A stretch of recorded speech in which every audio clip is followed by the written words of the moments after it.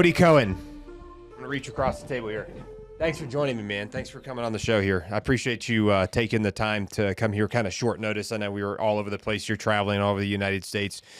You've been very busy, obviously, with running Genesis Arms and marketing and traveling across the world to supply all kinds of folks, interesting folks from all walks of life with a means to defend themselves. So, absolutely.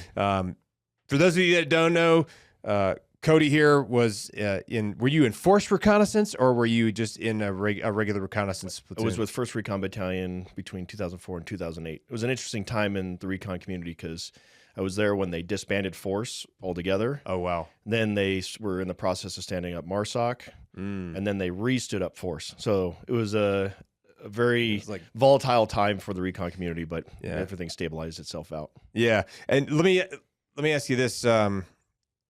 Well, I think it'd be good just to give everybody a good snapshot of like who you are and like your experience. Let's kind of start back at kind of like the earlier parts of your life, and then we'll work our way up. I kind of want to talk a little bit about like where you grew up, what your life was like leading up to your time in the Marine Corps, what your experiences in the Marine Corps were, and then some of your post-service stuff. Because obviously, I definitely want to get into the post-service stuff because you've got a lot of really cool stuff going on right now, especially with the world traveling and the things going on in Ukraine that some people are going to find very fascinating, and you're going to start seeing footage of some of their stuff out there probably being used to defend themselves from drones and things like that. So, but yeah, so to kind of get started, what state did you grow up in?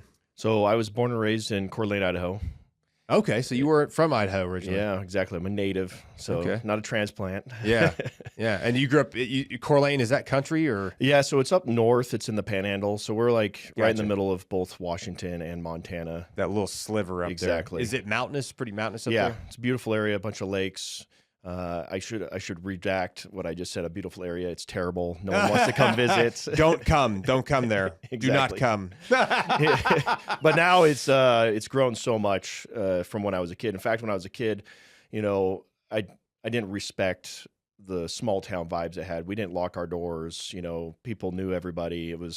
The city was quiet at night. It was honestly, when I look back to it now, I'm like, man, that was a way to grow up. Dude, it sounds so amazing. The older I get, the more I really appreciate small town vibes like what you're describing, because I can't stand living in cities, dude. I hate living in cities. There's too much crime. It's too much noise. There's more air pollution typically. There's so many people. There's too much traffic. It's more expensive. I prefer living in the country. And when I retire, eventually, I plan on being. And not only that, but like the mountains too. Yes. There's something about the mountains, man. And I tell people this all the time. There's something about it that makes me feel truly at home. I've never felt more at home than anywhere but the mountains. Even if it's the Rockies or the Appalachians. For me, it's the Appalachians. That's just where I've spent most of my time. But there's just something about it that's like ingrained in my DNA that just tells me this is where you need to live. This is where you need to spend your days in your life, and so I have a deep appreciation for that. Did you go through like elementary school, middle school, high school there? Yeah, I went through all of it there. When I got out of high school, I wasn't really sure what I was going to do, so I went off to college in Western Washington University. Okay. Chasing my high school girlfriend at the time, but that didn't work out, and neither did college. So moved back home. It wasn't really wanting to do college anyways, but didn't know what I wanted to do. In fact, when I got out of high school, when I was leaving high school, my buddy and I, we met each other like the second day of kindergarten. Yeah. And we've been friends ever since. And when we were getting out of high school, I was like, hey, let's go join the military. So we went down to the downtown local recruiting office. I did this by myself, scouting it out. Yeah. And so I walk into the Air Force and I was like, hey guys, what do you guys have here? I'd been all over movies like Sniper, all the Steven Seagal movies, everything. I knew I wanted to be in the military. We made our own ghillie suits as kids. We even made our own camouflage paint where we would take lotion and food dye and bubble tape containers and take it out and we'd reapply. And I was way obsessed with a lot of this as a kid. No kidding. You played paintball, and airsoft wasn't even a thing. So we just paintballed the hell out of each other. We even came up with a game to make it harder on each other where we send one guy out and we called him the Predator. And so he could get shot once in the body or once in the head, but 2 times in the limbs. Okay. And so he would go out, and then you'd send 6 or 8 guys out to hunt that one predator, and we would fight each other like that. And so, because capture the flag became boring. Yeah. That's a fun game for kids to play though. Like, cause like you're like, hey, go out there and like, we're going to try to hunt you down. And your job is to try to hunt us down or pick us off or something. And as a kid, like, and you're outdoors, you're in the woods, you're probably in the tree line. Like you're getting out, doing stuff outside with each other. Like, that's what a great way to grow up, man. As opposed to like, hey, we're gonna just all doom scroll all the time, you know? Yeah, like, we even made dreadlocks, kind of like a ghillie head. Oh, really? In our masks, and yeah, we really got into it. In fact, I didn't realize what this next game we came up with was Marco Polo 2. So my buddy had a pool, and it was like a shallow into a deep end. It wasn't like the play pools that just have the deep end in the middle. It kind of like, I don't know, more of a what you'd see on an Olympic style pool, or not Olympic, but it's just shallow and it goes to a deep end. Anyways, so we only had like 3 or 4 guys to play Marco Polo. Well, when we got up to like 1.5 to 2 minute breath holds, Marco Polo became very quiet because you'd just be treading water going, Marco, and everybody's just holding their breath under the water. And we got really good at it. So we came up with another version of it, which was you had to retrieve dive things, so things in the shallow end. So you have 2 people in the deep end. One person is the guy defending his items on the ground. And so you'd have to swim into the shallow end. Well, that did 2 things. One, you had to learn how to swim stealthily, retrieve one item, and then exit without breaking the surface and maintaining, good discipline under the water. Yeah. And so we did that. And man, I didn't even realize it. But when I went into the Air Force guy, to the recruiter, and I said, hey, what's Air Force Special Forces look like? Because I think I want to give that a go. And he goes, well, that's going to be like pararescue. And his first question was, can you swim? And I was like, well, I mean, I play Marco Polo. Yeah. Well, I've been playing Marco Polo for a long time. Yeah. And he goes, well, that's the wrong kind of polo that you need to be playing. So anyways, he kind of discouraged me there. And so I left and I went over to the Army, and the Army at the time was like, and this is like 1999, 2000. It was not in 2000. Okay. And you were 18 or 19? Yeah, 18. Okay. So he says in the Army, they're like, well, we'll give you a signing bonus. And I don't remember what it was, like $5,000 or something at the time. Yeah. And I was like, all right, well, that sounds pretty good. And he's like, yeah, we have snipers, we have special forces, we have Green Berets, we have all the things that you would want to be part of. And I was like, all right, well, this might be for me. Yeah. I go into the Marine Corps recruiter, and I was like, hey, I just left the Army's office. They're offering $5,000. What do you guys offer? The title Marine. I was like, fuck, okay. Yeah, that's all I needed.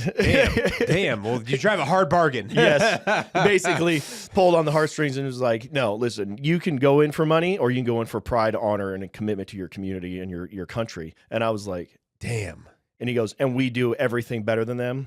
You want to be a sniper? There's nothing better than a scout sniper. And I was like, yeah, you're right. That's all I ever heard about, scout snipers. So that's actually why I joined the service, but I didn't join then. My buddy, I tried to get him committed to come in with me and join the same time, because we've been friends since kindergarten. It'd be awesome to serve together with him. Yeah. So he was like, I'm going off to college. So I just picked the college, went off, failed, came back, and then 9/11 kicked off my second year of college. Oh, wow. And watching the Twin Towers fall on the television, because I get a phone call and it says, hey, America's under attack. And I was like, what? They're like, turn on the news. And as I turned on the news, I saw on the news the second plane strike the tower. I just remember thinking to myself, like, what is going on? Like, never imagined that would be a real thing that we would have to witness in America. Yeah, I'll tell you what, man, that's one of the weird things for me is, like, I was a freshman in high school when that happened, and I watched it on the TV in the classroom. And I remember very clearly, I was in Algebra 2 at the time, and I remember watching it. And there's some people that were like reacting, like they were acting like joking around about it, thinking it was a joke. There were some people like acting like animals, typically folks that were like more impoverished and stuff like that, just kind of like treating it as if it was a joke or if it was like not some serious stuff. And it's weird thinking now, like there's a lot of folks in the military that grew up, that were born after 9/11 that never experienced that, like guys that were closer to our age.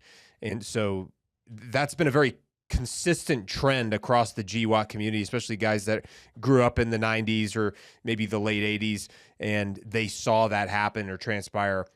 in real time while they're in high school or college or whatever.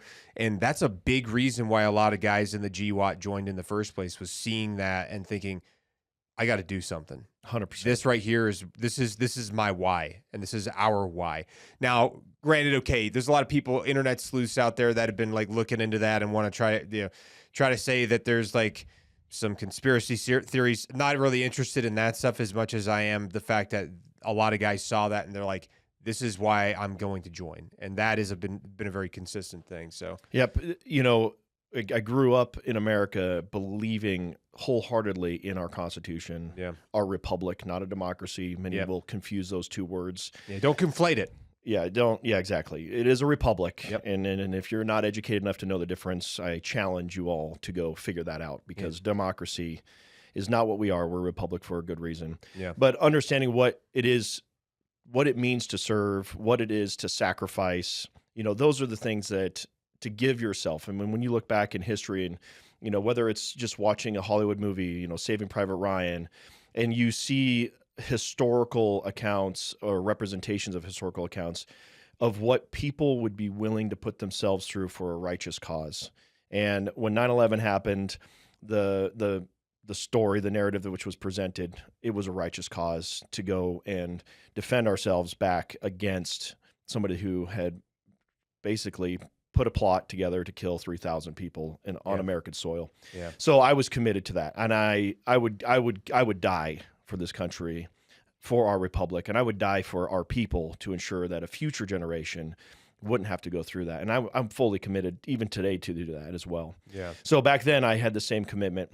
However, I was stuck in college. I'd already committed a bunch of money. And so I told my buddy, because he called me up shortly after 9/11, we're back in the school semester, and he says, hey, I'm joining. And I said, of course, I want to join. Of course. Let's go. Of course. And so I said, but I'm going to finish out the semester. And anyways, what happened is he ended up going and getting in the delayed entry program. And then after about a week, the Marine Corps needed people, seriously. And so they were just basically, you know, if you could put people in container boxes and ship them into MCRD, they were doing that.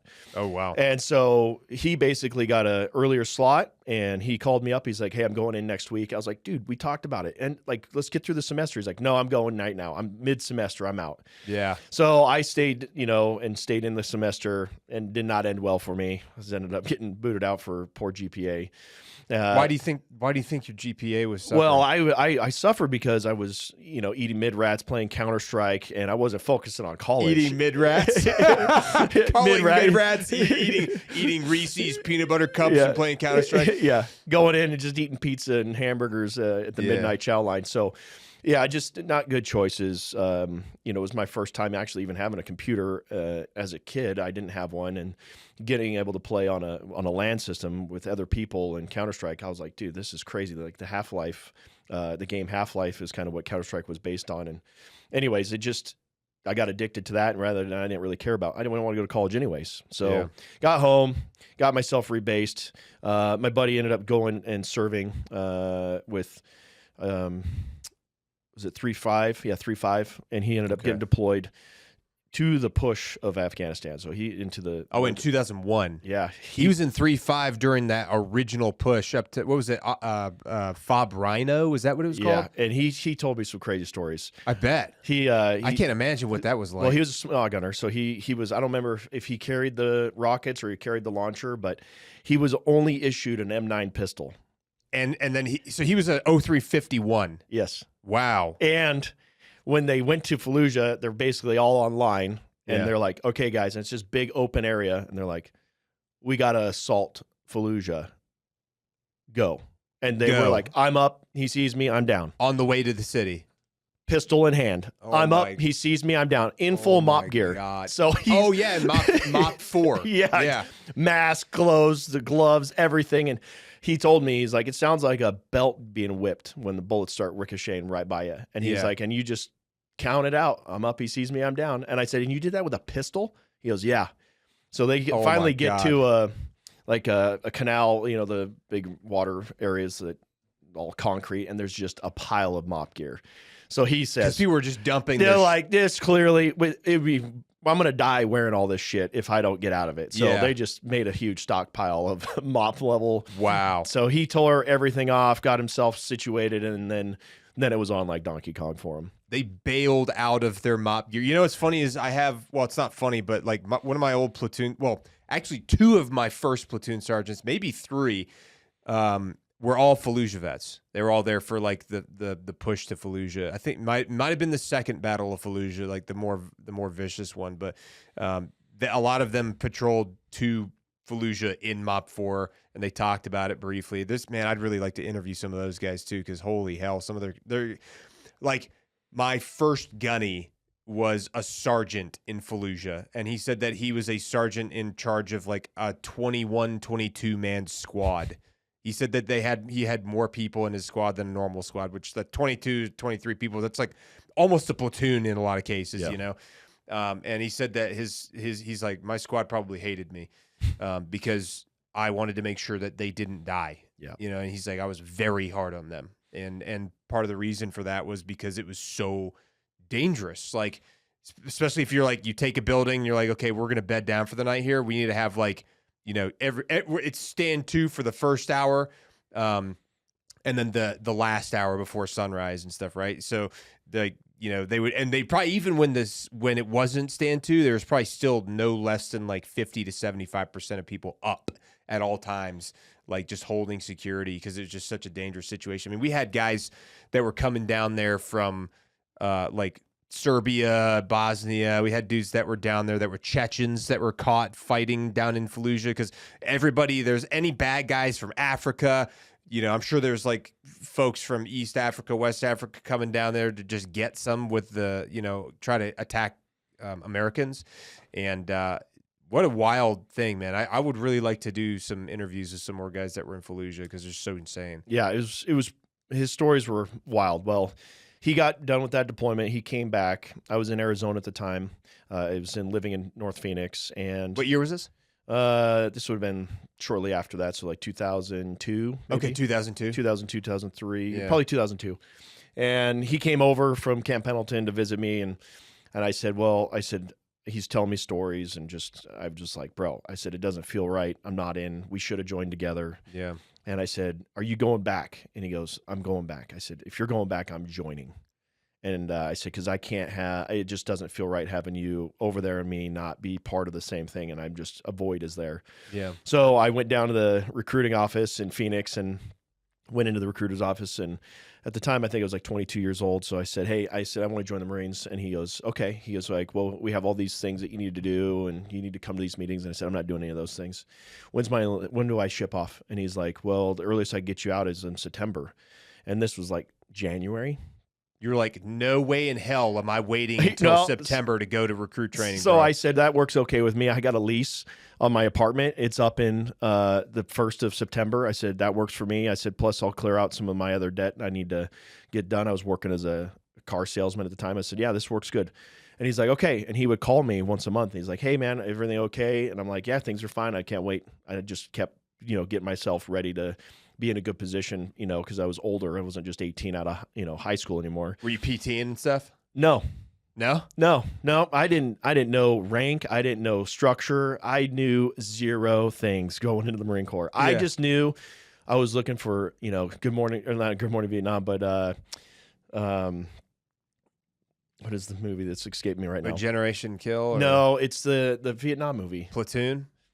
Full Metal Jacket? Yes, Full Metal Jacket. Okay. I wanted Gunny fucking yelling at me, and I was like, I knew that's what I wanted as a Full Metal Jacket experience. Why did you want it, do you think? Because, I did martial arts as a kid, so I liked the discipline. Okay. I liked the challenge. Yeah. Doing martial arts, you are a solo sport, so your success is your success versus team sports, which I'm all good for team sports as well, but, you're like the Marine Corps puts in your head, like you're only as strong as your weakest link. Yeah, exactly. Big facts. So I want to be the strongest, fastest, and motivated guy. I don't want to be the weak link. And so, but I was good with that idea. So that's why I always liked martial arts, is you are paired up against somebody, and you get to measure yourself against one person. Yeah. And then you can do that over and over and over and really see where you are. So I knew, I was like, all right, I'm joining. So I get into boot camp and holy cow. So you got there in September. Yeah, end of September. And I had no idea. 2003. 2004. 2004. Okay. Yeah. So 2004, I get in and I'm like, what is going on? Yeah. I didn't understand anything. All I knew is my shit was getting thrown around and I'm the tallest guy there.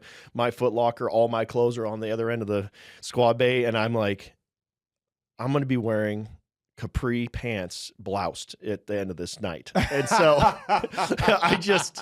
so I'm like paying attention out of the corner of my eye. Like I'm tracking all my clothes. Cause listen, guys, I'm about 6'7" and you just don't have clothes that fit. So I barely had clothes that fit in the Marine Corps. So when my shit's thrown down at the short end of the squad bay, I had to go get those. And when people are shoving it in their foot locker, I'm like, no, bro, like give me my stuff back. Give me my stuff. I'm taking it back. Yeah, because they'll do that tornado. They'll mix everyone's crap up. Dump everything out. You lose your shoes. You lose your boots. You better find them. Because, like, guess what? Your feet are going to get jacked up. You don't find your boots. You know what I'm saying? Yeah, the kid at the end with his, size 8 boot, and I got his boot, and he's got my 14. Like, it just does not. He can wear my boot. I cannot wear his boot. Did you mark your boots and stuff? Oh yeah. Okay. Put our name and stuff. Yeah. I wrote like everything. I marked all over the place. I was like, I am going to, because this is going to get dumped again. It's going to happen again because we're going to screw something up and it's all going to get tossed down there. And I'm going to have to dig through the pile of shoes or the pile of freaking boots and find my crap. Yes. Yeah. Gear adrift is a gift. So yeah. So we got through boot camp, and through a fire hose. So I was learning rapidly, but I was taller, than most. I was also older than pretty much everybody else. How old were you when you got there? About 22. 22, okay. Yeah. That's my experience too. I was 27 in recruit training. So I was the same age as my senior drill instructor, which was really weird for me because like everybody was like calling me the grand old man of the Marine Corps, like Archibald Summers, right? And I just remember, but at the same time, it's like, hey, I don't care how old I am. Like I'm going to do the same stuff everybody else is doing. Otherwise, they're gonna take me out back and beat me by the woodshed like they do to everybody. You know what I'm saying? But so I can relate to being the old guy there. Yeah. So I ended up, I did well on academics, that kind of stuff. I did well with the marksmanship. I first class qual swimming. I bet you crushed swimming. Yeah. So the whole thing is the whole thing about are you a good swimmer? Like, yeah, I turned out to be a pretty damn good swimmer. Yeah. Little did I know, I probably could have gone through the Air Force pararescue stuff. But, for sure. So, but then got in. I was graduated honor guide. Did you really? Yeah. Nice. And I remember my IT band on my right leg was jacked up. Oh. So it was so bad from just all the drilling, all the stuff we were doing. I was light. Like I mean, right now. So my average weight for most of my adult life was like 225 to 235. Yeah. I'm sitting a little heavier today, but when I graduated boot camp, I was 210 pounds. I was like a skeleton. So you had lost a lot of weight while you were there. Just I couldn't eat enough, and if you're a guide, you're the last one through the line. And so you have the least amount of time to eat. And I needed twice as much as everybody else. And I didn't get that usually. And you're just like literally inhaling your chow. Yes. Dude, I remember doing the same thing. Cause like I think I was the guide for the last month and a half or something like that. And I was doing the same thing. I was just like shoveling it in as fast as I could. Cause I was like, I think when I got there, it was like 205. When I left, I was like 193, which is the lightest I've ever been since like being an adult. Yes. That's a tough challenge. I did break under 200 at one point, and I remember thinking to myself like, oof, I'm going to die. I got to eat something. Yeah. So, but I remember at the end of it was about a week before we were graduating, and I could barely walk like upstairs. My IT It was that bad. But somehow I mustered to hide that from everybody. I would march and do runs, and when I had to walk though out of view, like I just wanted to collapse. But in the end, made it through the suffering. Yeah.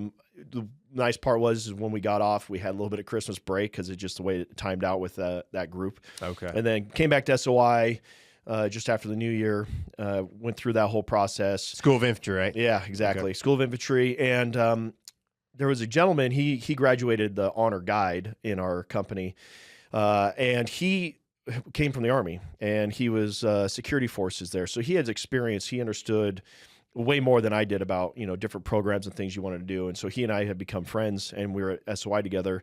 And he said, "What do you want to do?" I said, "Dude, I want to be a sniper." And he goes, "Okay." He's like, "Well, that's not easy to get into. Scout sniper program. Like, you have to go to the infantry, you have to get selected. It's a big process." Yeah. And then one day they came in and they made an announcement of all the people that were going to go to the recon tryouts. And I wasn't on the list, and nor was my buddy. And he looked at me, he says, "We need to get on that list." I said, "What's recon?" And he's like, "You want to be a scout sniper?" He goes, "That's your fastest way there." I said, Yeah. "Let's go." Yeah. So we walk into Gunny's office and we're like, "Hey, Gunny, we're not on that list, and we should be." And he goes, "Well, you're not on the list, so get out." And we're like, So get out. yeah, he's like, "So get out." And we're like, we didn't leave. And we said, "Gunny, we both graduated on our guides. We both have marksmanship, expert rifle, both first class PFT and swim quals." I said, "We meet all the criteria to be at this. We want to go." And he said, "You're not on the list. Get out of my office." And so we said it again. And he said, "Listen, I'm going to let you go, but if you don't qual and you don't pass, I'm going to make you my bitch for the rest of SOI." Well, they do that in-doc test at the beginning of SOI. It's like the first month of the 3 months. Oh, wow. He's like, "So you're going to clean my office and the fucking head every day, because I'm not. You'll be my bitch. Whatever I want, you're going to do." And so we said, "Okay." Did you select 0311 as your original selection when you went to ITB? So yes. So I had to change it because I didn't. I had picked like either machine gunner or something like that. Okay. And they said after I passed the in-doc, they said you have to do it as an 0311. Yeah, yeah. So then I changed it to an 0311 and ended up graduating honor guide out of SOI as an 0311, and then went off to 1st Recon Battalion.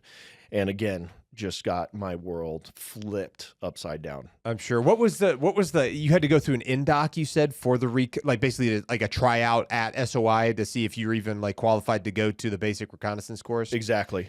So it's just the recon in-doc is, you're going to do a PFT at the end of it, but you got to go through the swim portion. Yeah. They need to make sure you can swim and that you're strong. Those are the two qualifying things. Better be strong and you better be able to swim. That's right. So you start with treading water. So you retrieve a rifle off the bottom of the pool, bring it above your head. You only have to tread for a couple seconds. And then you do a jump down from the tower. Then you have to do a 30-minute tread water. And then you have to do 2,000 meter crossover, back and forth, and a 25 meter. And then you have to do not 2,000. You have to do a 25 meter underwater crossover. Oh wow, that's probably one of the harder parts of it. It is, because you're in full camis and you're not allowed to push off the wall. So you have to start in the pool, go under the water, and you're not allowed to break the surface at all. If you make a ripple or anything on the surface after going into the water, you're DQ'd automatically. No air out of your lungs, nothing. Yeah, so you don't get so you can let your air out, but it's really not until you get to the deep end, because if you do it in the shallow end, you're so close to the surface, but they don't want your hands or any waves or anything from your emotion. So you have to go to the bottom of the pool and then skirt that whole thing.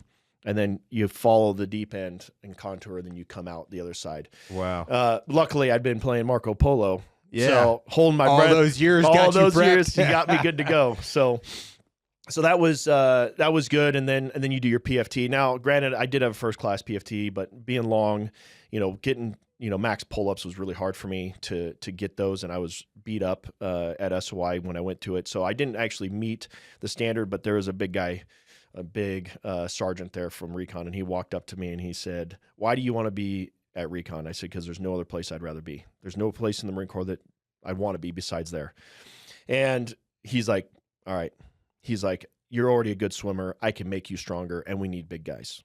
And we need big guys to carry big stuff. I didn't understand that scope. You didn't know at the time. I didn't know. Hey, we got heavy machine guns. We need somebody to carry that M249 saw. Yeah, when I get there and they issue out the Vietnam Ruck and it's fucking huge, you can pack that thing with a whole bunch of stuff for a long time, and you're up and down mountains.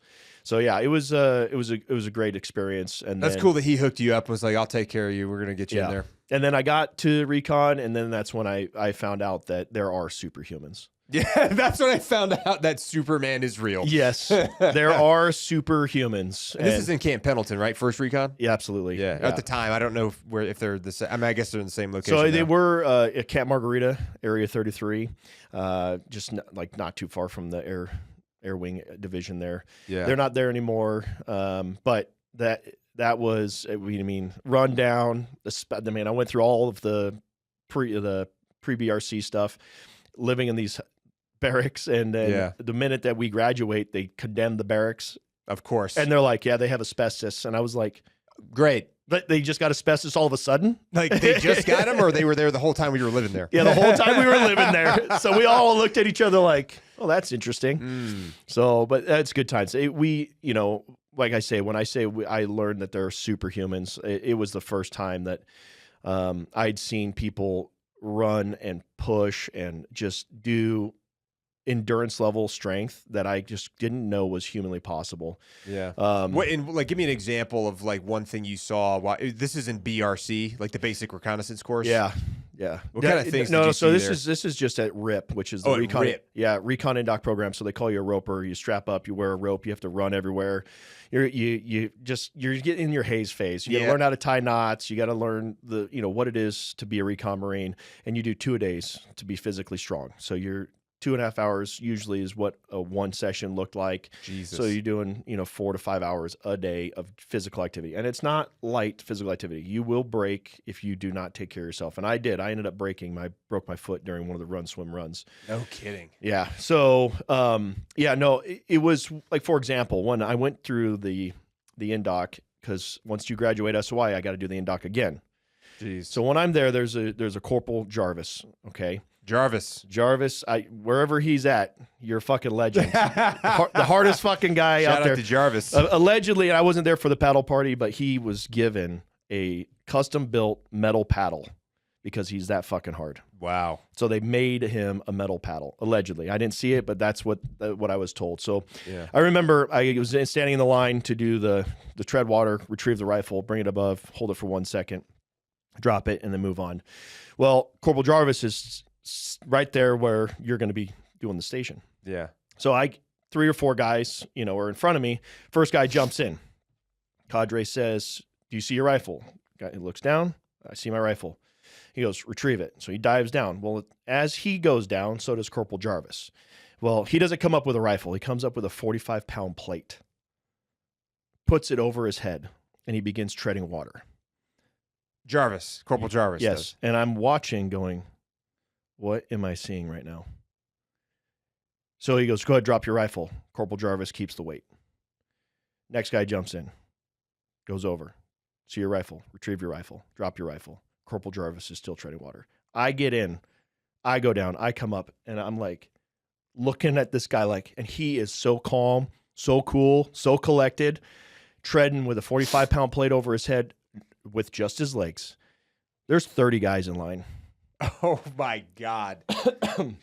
So I drop my rifle, swim over to the tower. I get to the top of the tower. I look down. Corporal Jarvis is still treading with that weight, and there's like 3 guys left in the line. And I'm going, what am I going into? Was Corporal Jarvis like part of the training staff, the cadre? He was going to be one of my cadre. Oh, so he was just kind of like showing you guys a little taste of like what the expectation is. Yeah, get ready because you're about to find your limits is what he was saying. Oh man. So that was the introduction. And I'm going, that's superhuman. I mean, at that time, I don't even think I could have held a 45-pound plate over my head. I certainly can't right now. Yeah, I mean, that's fact. Incredible. And he did it for like 12 minutes as all those guys went through straight and looked like a stone cold killer when he was done. Yeah. So that was one deal. There was other guys like Rudy Reyes. I met him many years after. Was he? No, he had got out, but like Corporal Jarvis and Bull and all my cadre guys,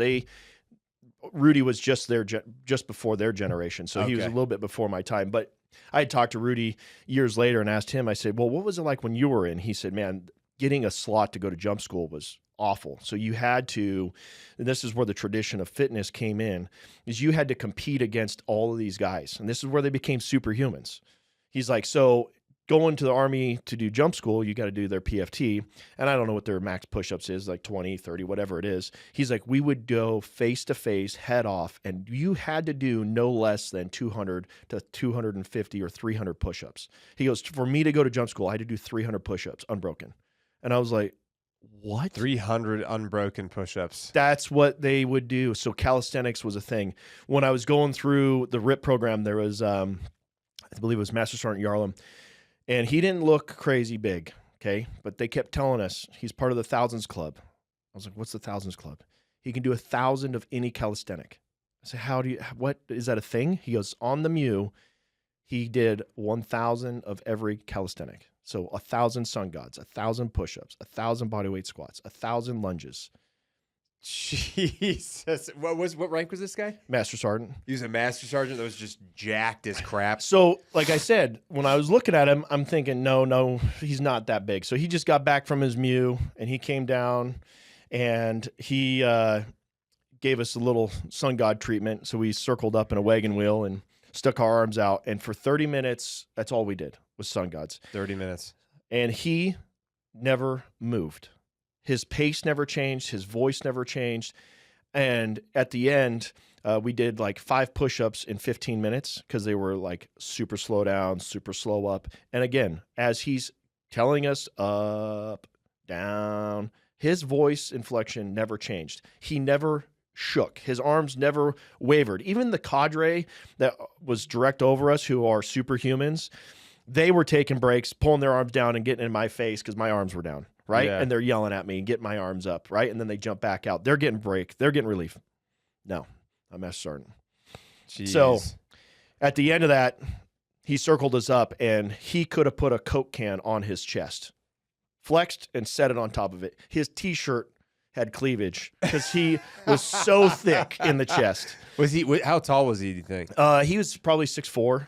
6'4" with a chest like that. Just unreal. So again, here I am thinking to myself, this is absolutely absurd. One more good story to share for you. This was a mindset one.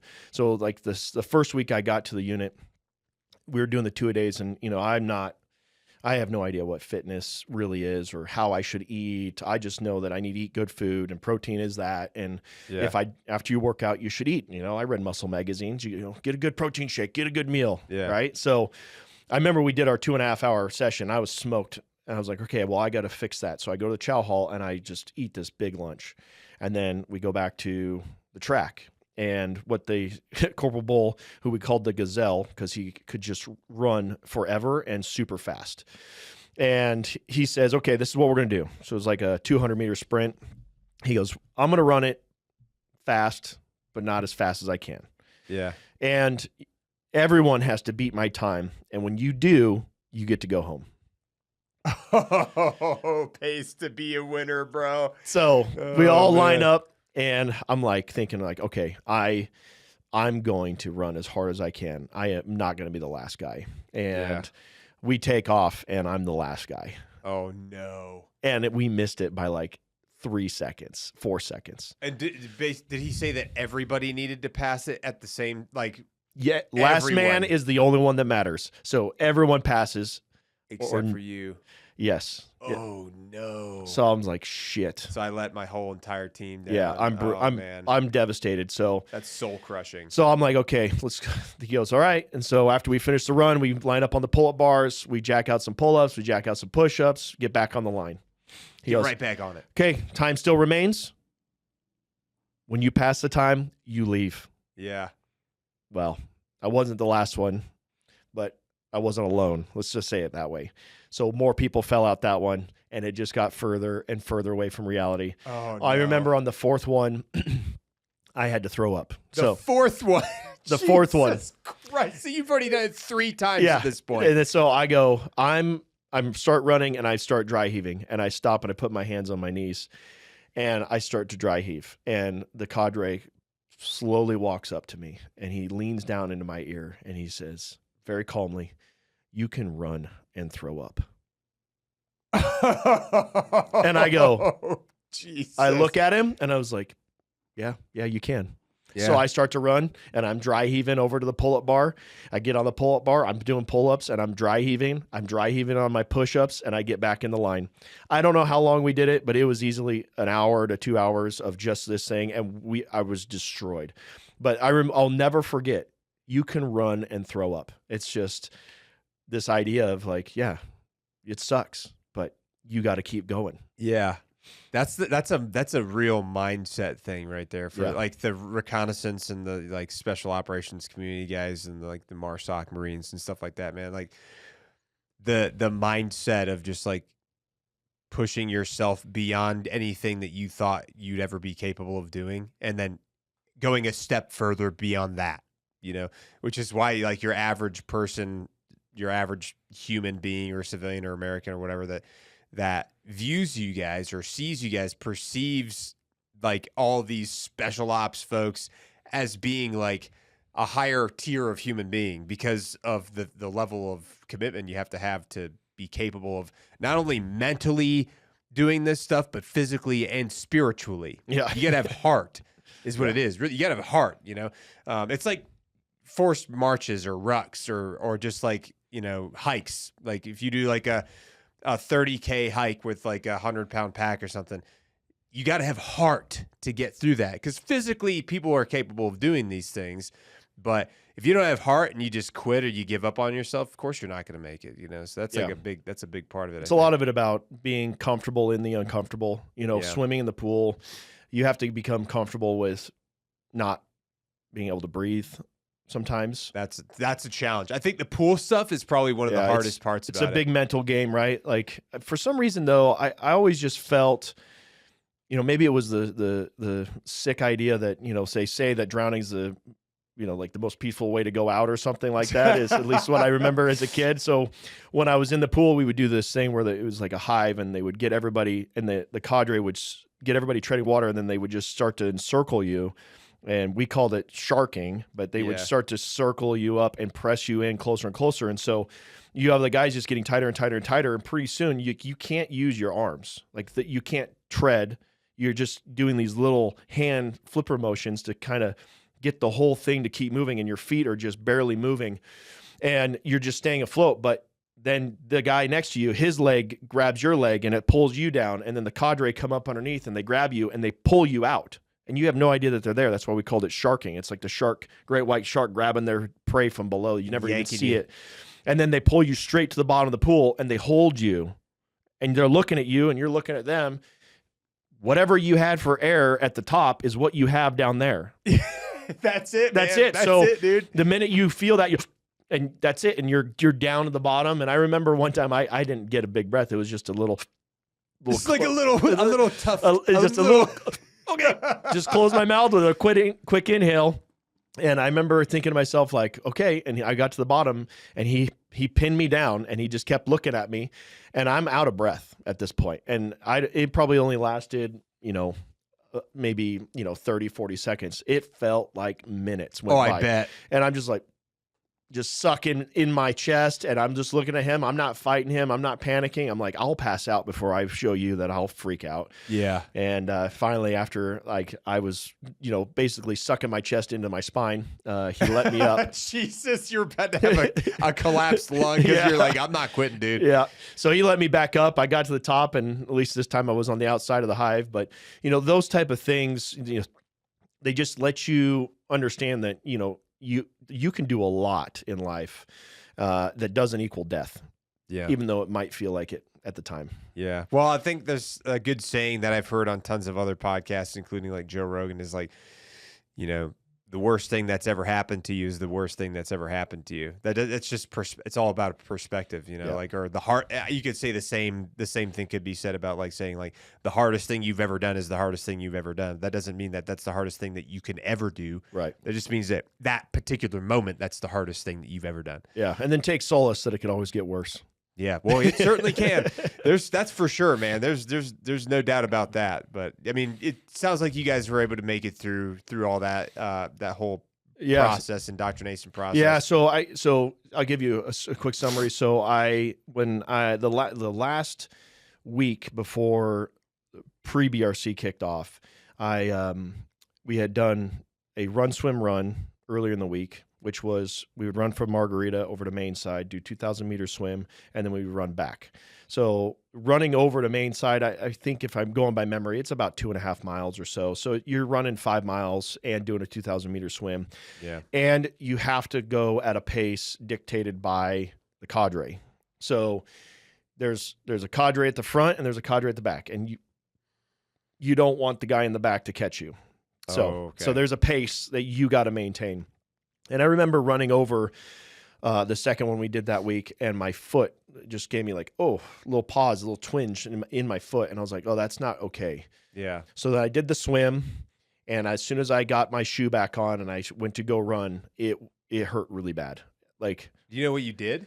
So I fractured my foot, a stress fracture. So stress fractures. So it actually broke the bone, but it didn't fracture it like you would normally see, like a break. It was a crack in the bone. So I went in. I told the doc, the corpsman in the program with us, and I said, hey, something's wrong with my foot. And so he pinched on it, pushed on it. He's like, bro, we got to go do an X-ray. So they did the X-ray, and they're like, your foot's broken. So I had to go on crutches.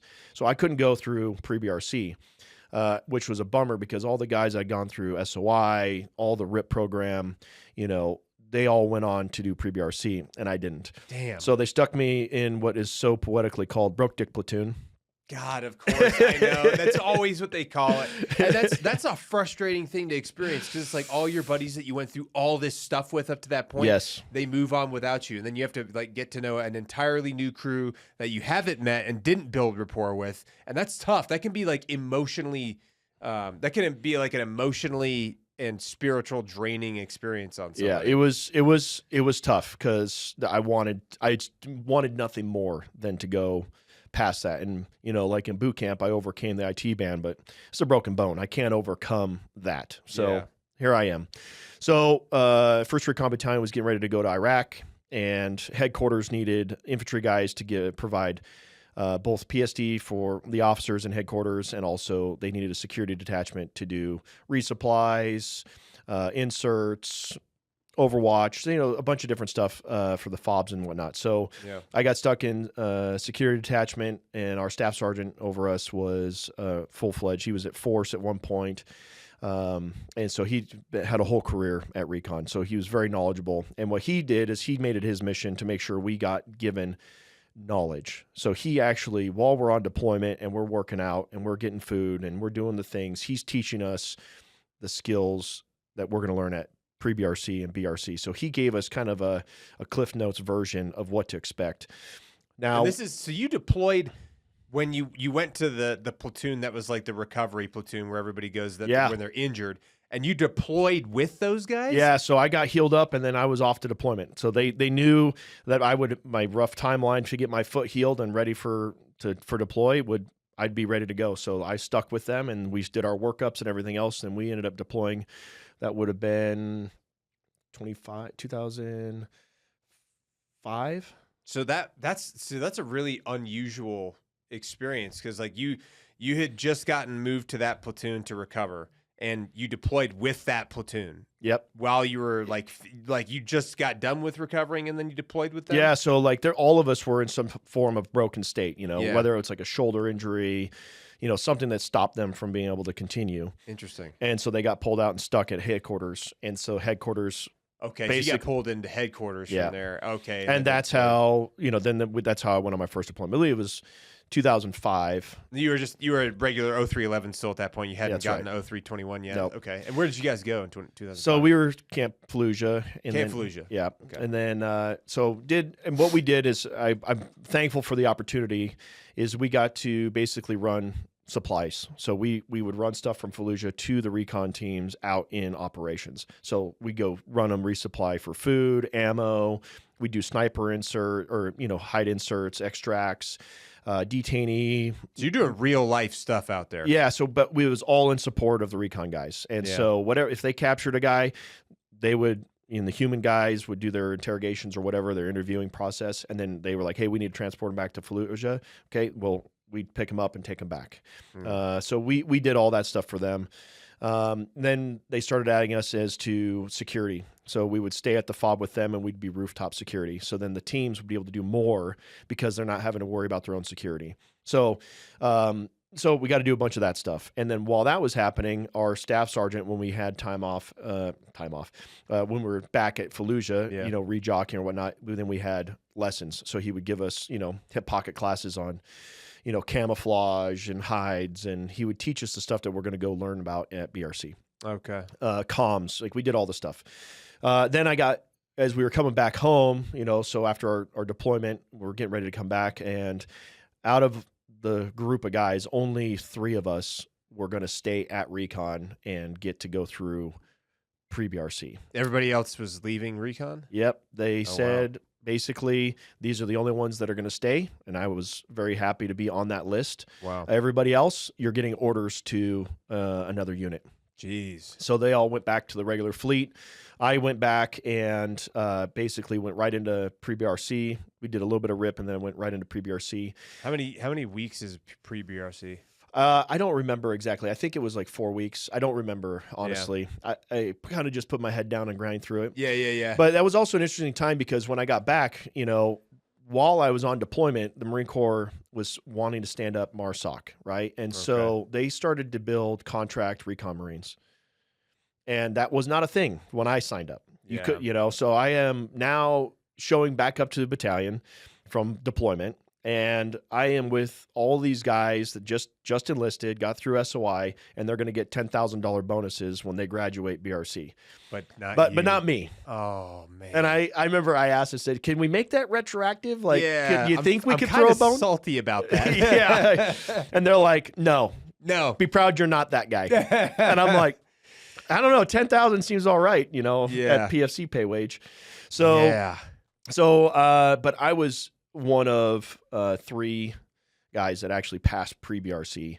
And at the time, better or worse, they just needed bodies to go to BRC. So whether you passed or not, it was really more, do they think that you have a chance of passing versus an absolute, like, if you don't pass pre-BRC, you're not going to BRC. That's how it used to be. Okay. So I was just glad that I had made the cut and graduated. I was one of the few guys that actually got a certificate that says I graduated pre-BRC. So not everybody got those. And they basically said, like, hey, attaboy. Yeah. But they're all still going. And I'm like, yeah. But I was guaranteed a slot where those other ones, they had to rank them and figure out who they wanted to send. Oh, okay. So I was guaranteed to go. Then I went on to BRC.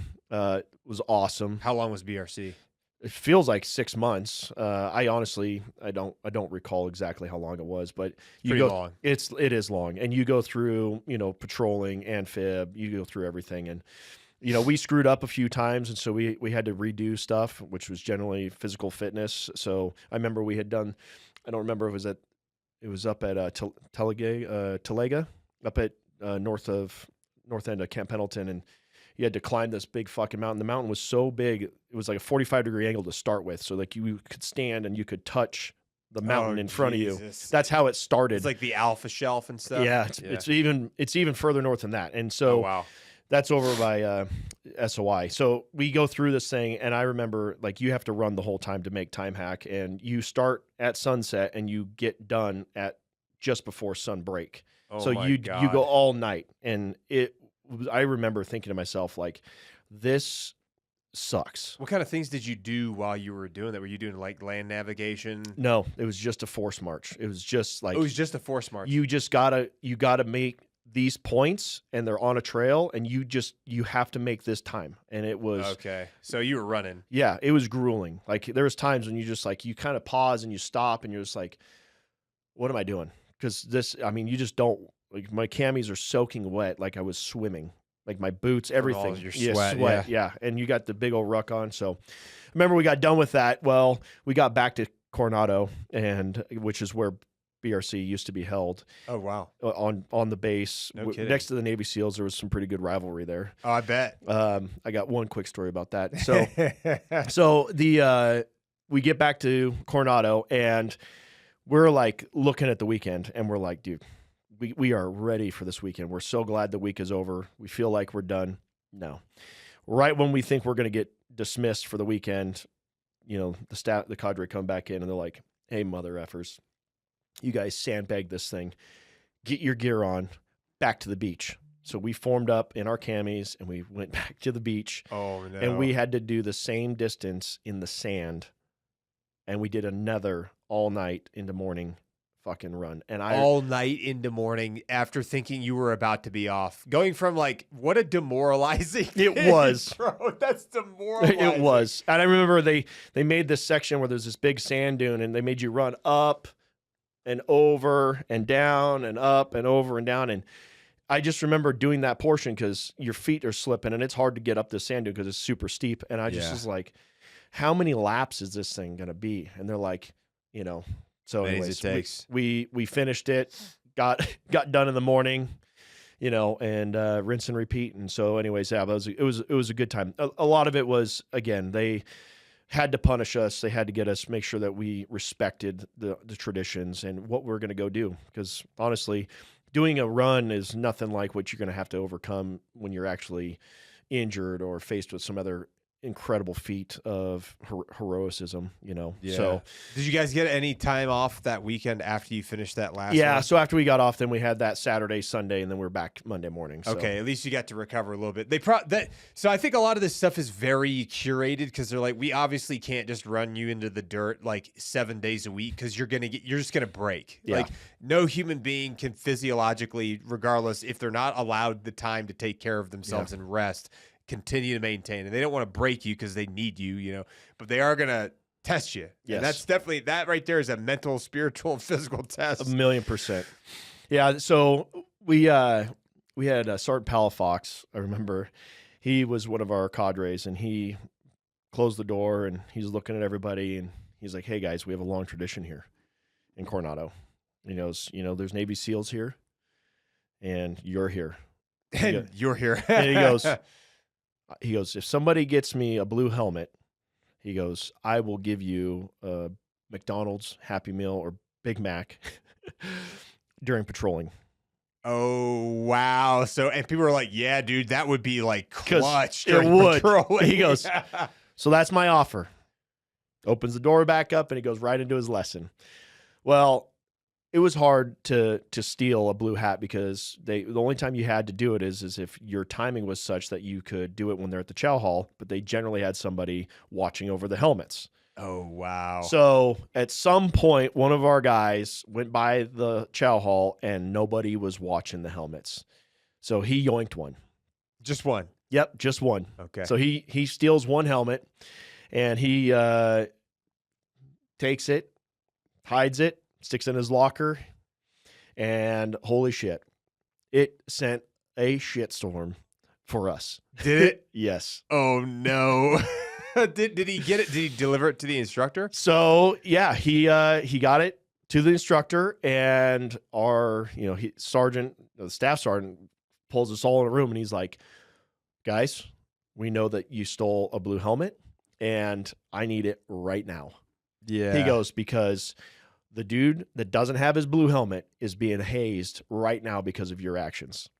Oh no, that poor dude. And he was told to stage it there with everybody else. And he was like, "Oh, everything's gonna be fine. Totally. I'll get my chow and then we'll come back Yeah. out," and it's not there, and he probably turned ghost white. Oh, I bet so. Yeah. And I mean, it was all during, the Hell Week for those guys too. So it's like, Jesus. they're just, poor bastards. They're zombies. Listen, I remember running by those guys thinking to myself like, "Oh, Yeah. that is awful."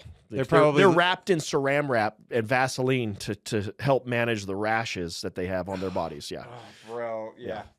So that poor dude. So anyways, Palafox closes the door and he says, "Guys, good on you. Didn't think it was going to happen.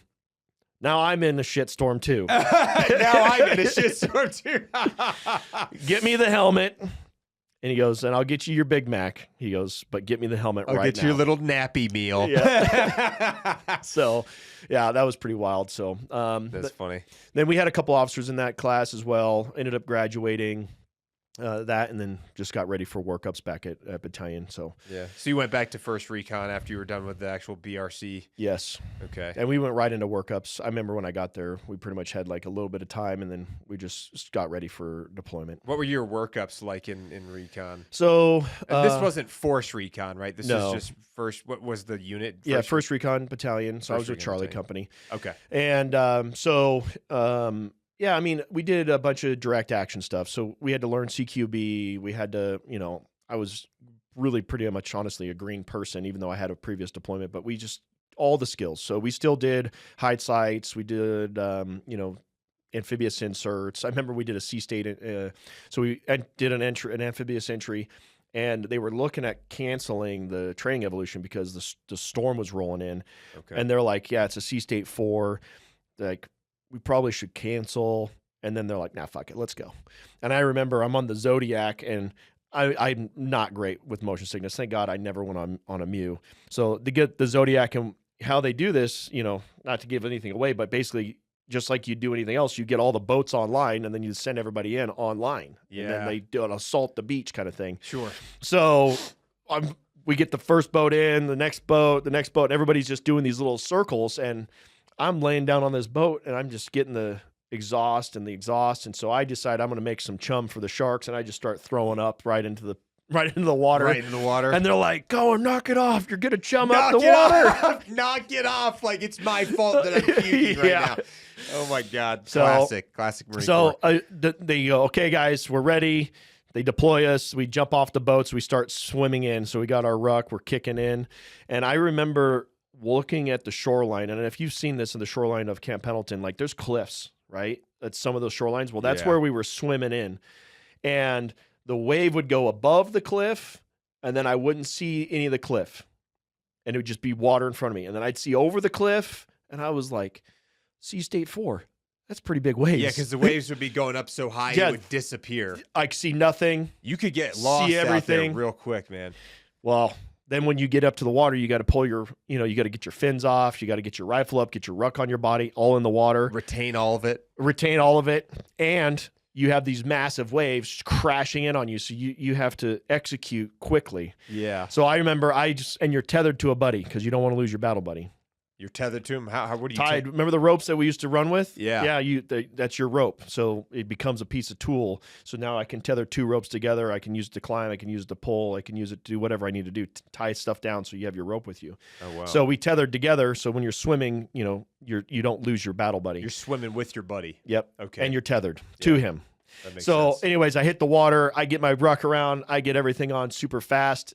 Buddy goes up and I turn back. I see the waves coming. I'm like, dude, you got to hurry up. You got to hurry up. And we're supposed to be simulating holding security. Yeah. So I'm doing it and I'm not looking at the waves anymore.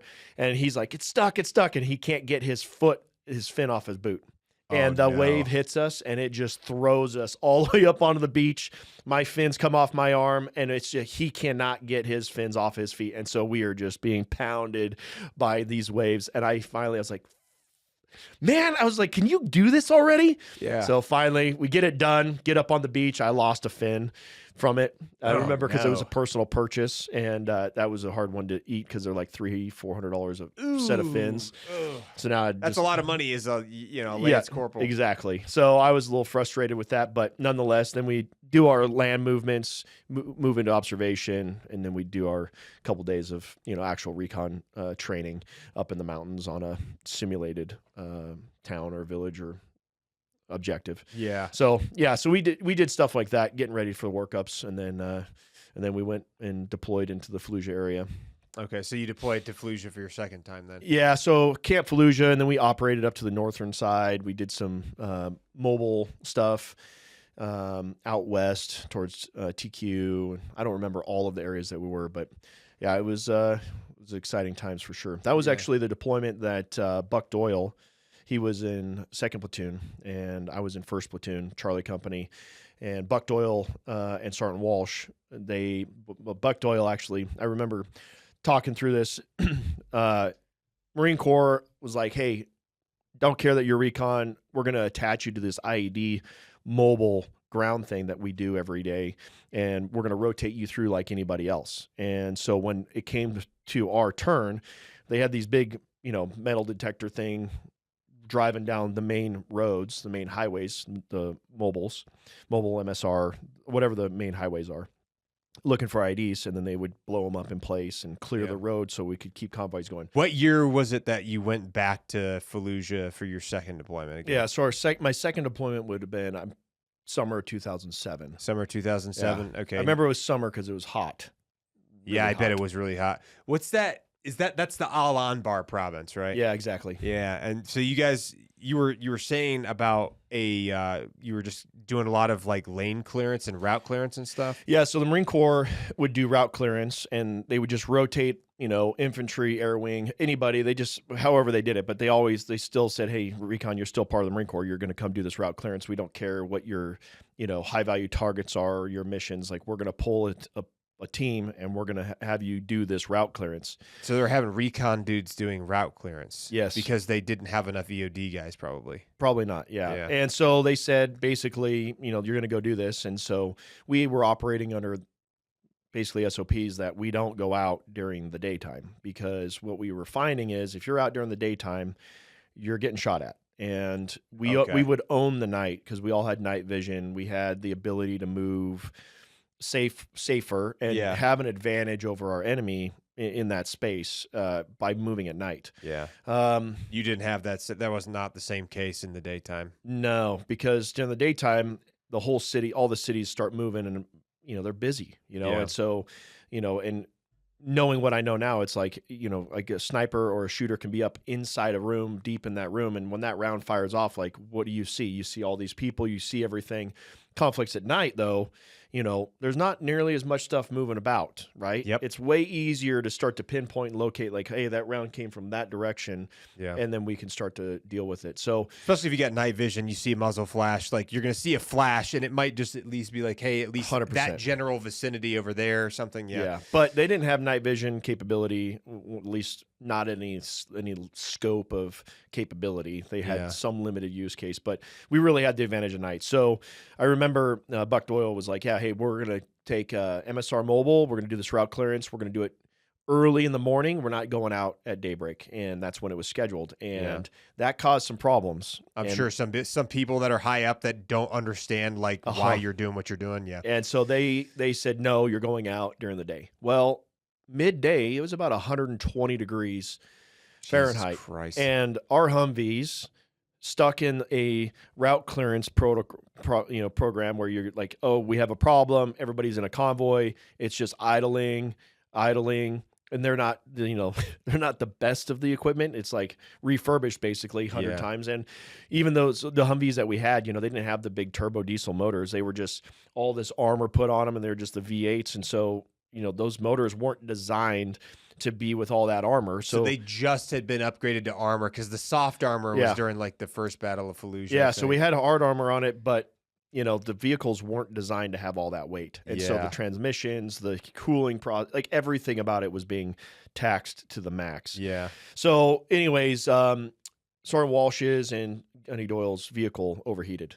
And so they had to rig for tow. So Sergeant Walsh got out of the vehicle and went to rig for tow, and when he stepped out of the vehicle, a sniper engaged Sergeant Walsh outside of the vehicle, striking him right at the top of his armor. I don't know if it ricocheted off of his rifle, but it hit him right in the neck. Oh, Jesus. And so that was one of the first times Recon had suffered, 1st Recon Battalion, not just Recon, but 1st Recon Battalion had suffered a casualty during the Iraq campaigns. And it hit us all really hard. Gunny Doyle was in the vehicle. He exited the vehicle, went to retrieve Sergeant Walsh to get him behind cover, and then Gunny Doyle actually took several rounds as well, and then was able, with one arm and one leg functioning properly, was able to get Sergeant Walsh around and out of the line of fire. Corpsman came up, was able to, address the situation. Gunny was yelling, take care of Walsh, take care of Walsh. And Corpsman had to break the news, like, Gunny, I can't do anything for him. I need to focus on you. And so that's what happened. I wasn't there. That's just what I know from my deployment, from what I was told at the mission, obviously. Where were you during that, when that happened? So I was back at Fallujah. Okay. We were getting jocked, ready to go. We're going to go set up to go do another mission somewhere else. And so we were just getting reset and, getting equipment, getting kind of, bathed and showered. We usually do like a 10-day rotation. So we'd go out for 10 days, come back for a couple days, go out for 10 days. Sometimes we'd have to turn around faster than, 3 days or 4 days. But usually we had a couple days back to, go to the gym and clean, get some good meals and re-jock our brain and our bodies, make some phone calls back home, get us in a good mental space. But so that was, then Gunny was airlifted to Germany for his injuries. And where did he get shot? I don't remember all of them. I know he got injured in the arm. and the leg, if I remember right. I remember he got shot twice. I remember one specifically because he had this really sick prototype armor from Cry Precision that he was the only one with it. And What? Swear to God. And He just happened to be wearing it that day. yeah, and so one of the rounds I think either hit the strap that was bulletproof or something like that, but I know he took one round in his arm. He's got a pretty epic scar for that as well. Yeah, I bet. So but then we had Sergeant Walsh had just had his a baby just before deployment, and that that wrecked us a little bit as well. So not only was it one of the first casualties that we'd experienced as a unit in the Iraq campaigns, but also his willingness to give it all, even with the option of staying home with his baby. Yeah. But he's like, no, I can't. I need to go with my men, and I need to go. And then ultimately, he gave the ultimate sacrifice, and honestly, he's a hero, and everybody revered him as a great team leader, awesome guy. I didn't work with him directly, but because he was in second and I was in first platoon.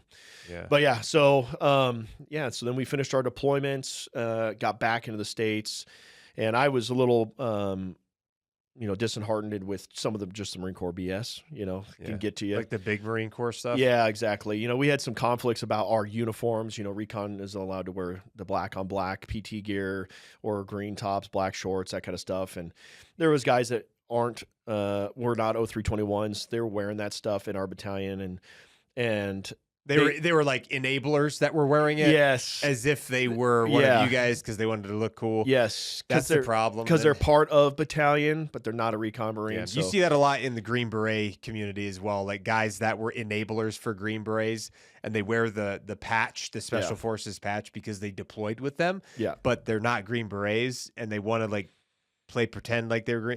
There's a lot of weird stuff that goes on with that stuff. It's like, bro. So first sergeant got pissed, and I'm sure he's like, everybody's gonna be wearing green and green. Nobody's special here. Every Marine's a rifleman first. I can take any rifleman and make him do your job.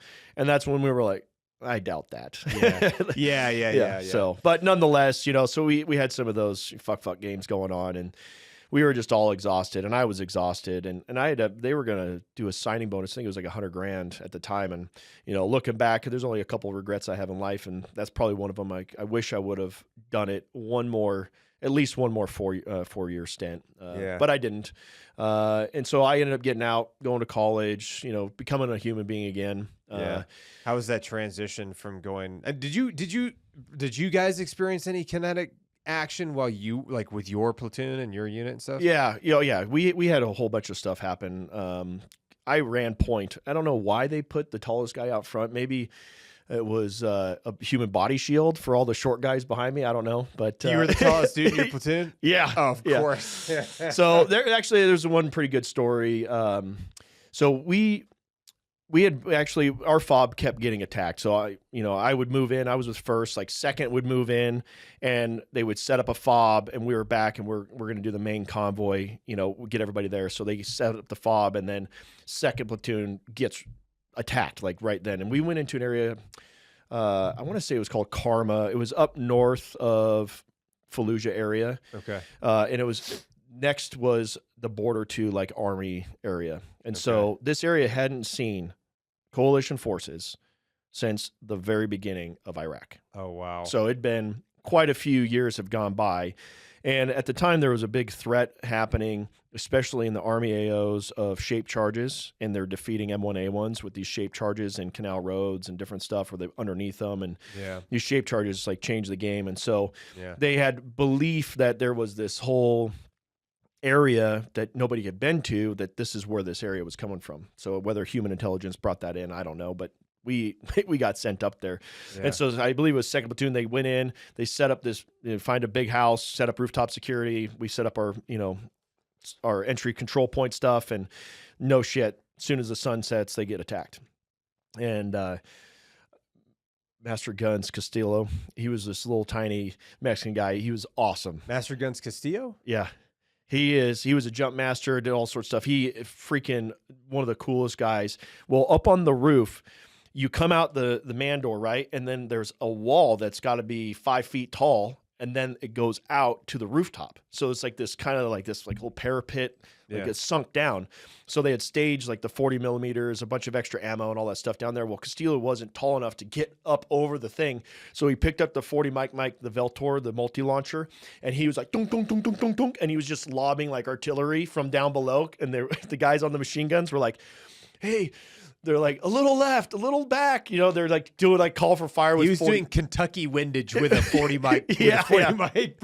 Is that the Mark 34? Is that what that's called? Yeah, I think so. Yeah, one of the coolest things. So that was to listen to the story. I had my buddy Nitz. He was there. He's on the 240, and he's like, dude, it was crazy. We didn't even have the bulletproof glass up or anything. He goes, and I was just like ripping rounds. And he's like, the bad guys, the guys are doing fire and maneuver, like fire, they maneuver. Like they're doing like literally bounding against us. Wow. And he goes, it was surprising how fucking close they got. And he goes, and when he got done, like he showed me where he was standing with his 240, just ripping rounds. Dude, there's bullet holes where he was. Like he's like, I don't know how I didn't get shot. He's like, look at this. It's a whole wall is just riddled with bullets that pass through, and he didn't get hit. He's lucky, man. So then they called in an A-10, and that thing, when that spun up in the distance, well, fire maneuver ended for the terrorist guys out front, and they retreated in a heartbeat. That always gives everybody a good vote or a good boost of confidence on the good guy side. You know? So they so we went in there, and we started doing patrols out of that area. We found a school. It was interesting. There was rumors of a whole bunch of stuff like. Caches of weapons, munitions. And so we actually found it. We thought it would be, there was a mosque nearby. And so we thought, maybe it'd be there, but right across the street from the mosque was this school. And inside that school, holy cow, that was a school of terrorism. Was loaded with munitions. Yes. 155s. Some of them were booby trapped. We had to make sure we had to clear some of that stuff. This is the thing that they do though. Like these types of organizations typically funded by like Iran a lot of times, and it doesn't matter if it's there or if it's in Lebanon or in Syria or in Gaza or in Yemen or any of these other places. They understand like what our standard operating procedures are. They understand that we do not usually typically target schools, religious sites, and things like that, or hospitals, and so they store stuff in those locations, and those people that are like working at those locations are being threatened, like, hey, we're gonna schwack you if you tell anybody about this, if you give the Americans any intelligence on this, or you tell anybody. 100%. And they always choose those locations very deliberately because they think, hey, we're not going to target it.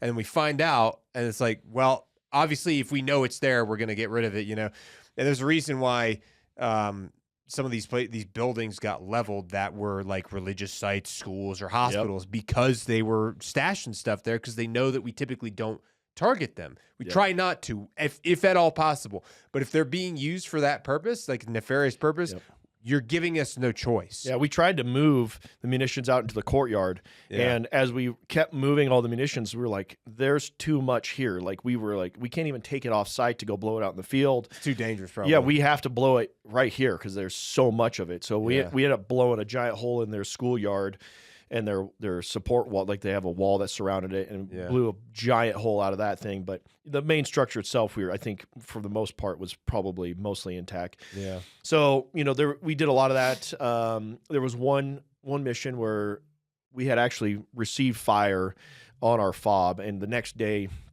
we were getting ready to move. So we had this fob. It was out in the middle of nowhere. I don't remember the exact area, but there was nothing but field all the way around it. So it was a great spot for us to be. And we were running ops at night, and that sunset, again, the guys at this time in the war, they knew that if they put the sun to their back, they were at an advantage.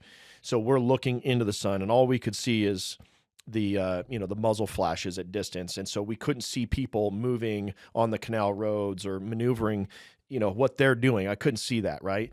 So I remember we would do this. We'd bring out, we called it our jailhouse rules. So we'd bring out weights. So we'd have barbells and chains and dumbbells, and we'd bring out heavy weights to work out in our fobs. So we always made sure we were still working out, even when we were doing missions out into the field. So and you were taking them out with trucks and stuff. Yeah, right? so we do Humvee, on our Humvees, we drive out, take this house, make it our forward operating base, and in there we'd have our chow and our weights, and then we do satellite missions out of there. Maybe we go out, do a hide, and then we come back to there, and that's our. Okay, so hut. you have some like weights at your little fob that you you put chains on it, so you got a rickety old bench inside this house. That's your bench, right? But you're doing bench press. You got the chains hanging off the end, right? That's funny. Yeah. So, or we do kettlebells or whatever we could get our hands on. We just do jailhouse rules. You're finding a way. Yeah, got to stay in it. Right? I love it, man. So that night, sun setting, I just finished the jailhouse workout with my buddy Nitz. We just finished some food, and we were getting ready to switch out. So we were just sitting there chilling in this big open area, and the room off this big main room right here, all the support rooms, all the bedrooms were off this one main hall. And up here, we had a canine up there, like a bomb sniffing dog. Yeah. He was all alone in his room because none of us wanted to sleep with the dog. No, I'm kidding. But that's literally, he's just over there by himself. So we just finished our workout, getting ready. And all of a sudden, rounds started ricocheting through the dog handler's room into the main hall. And we all looked at each other in glee. We're like, yes, it is happening right now. This is our first major conflict where we're going to get to shoot back. Yeah. So all of us are excited. Like literally, this is what we've been training for. This is what we all signed up for. Yeah. Thank you, God, for delivering this opportunity to us.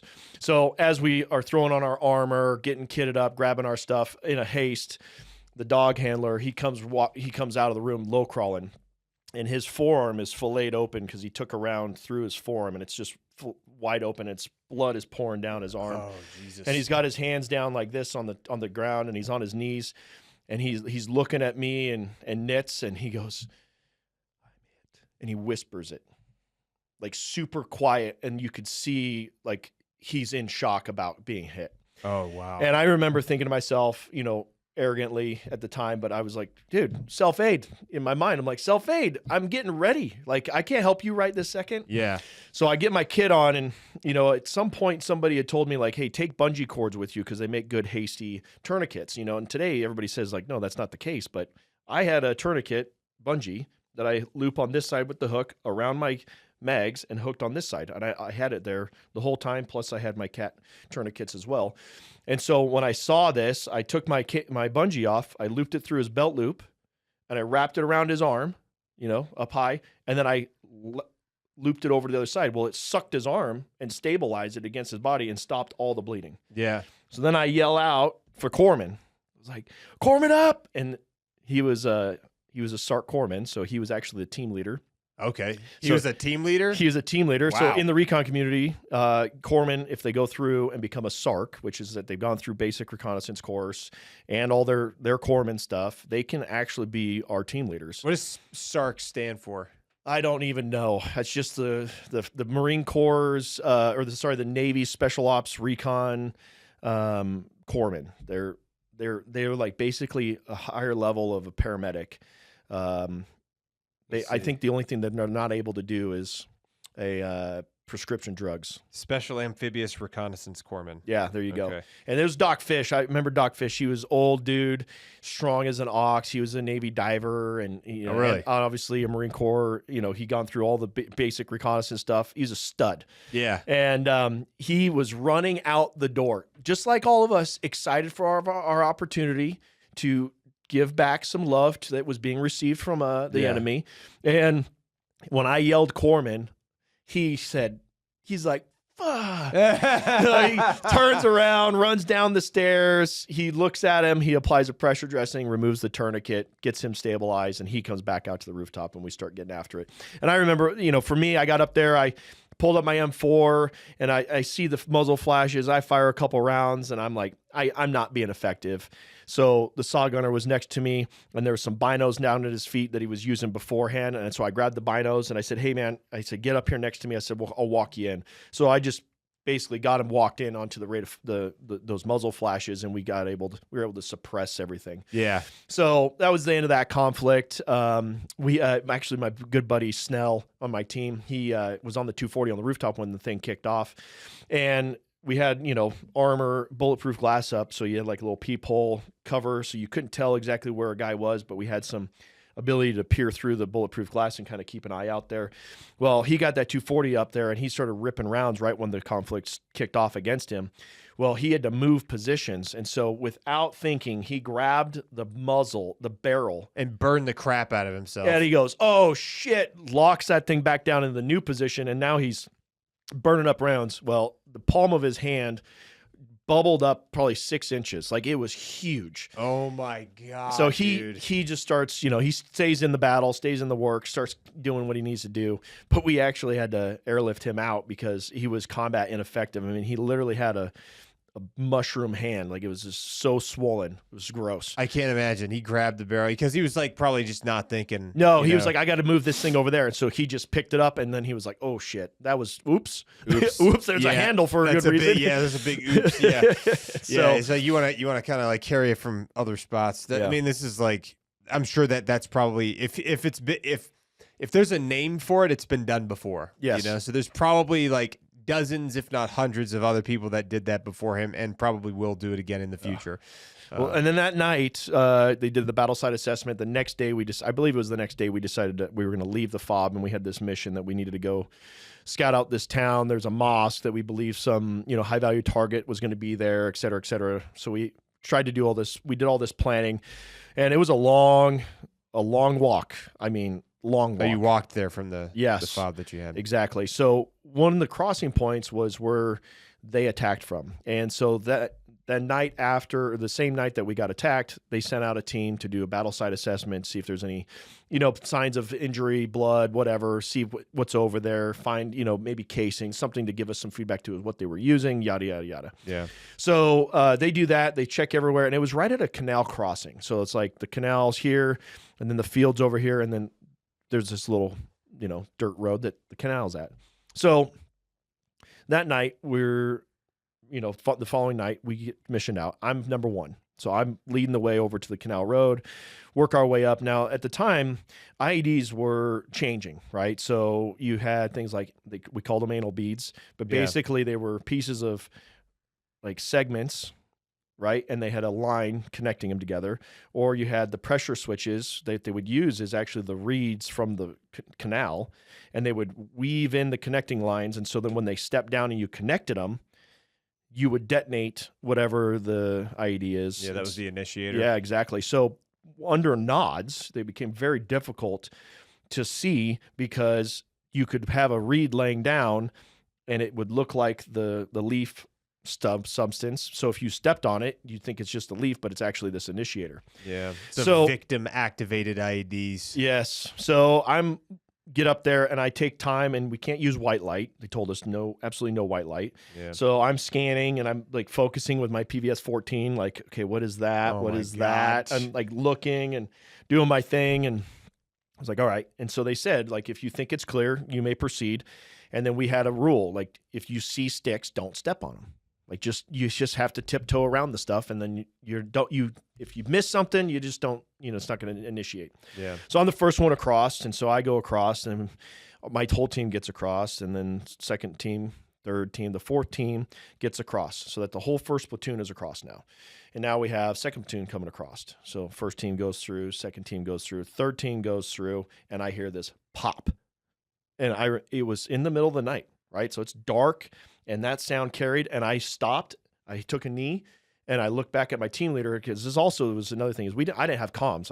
I had to communicate hands and arm signals. My team leader, who had comms, him and our ATL and also our radio guy. So we had 3 guys in the team that had comms. Yeah. I didn't have any comms, so I had no situational awareness. And so I rallied up with them, and I said, hey, what happened? And what happened is there was exactly one of those things in those reeds.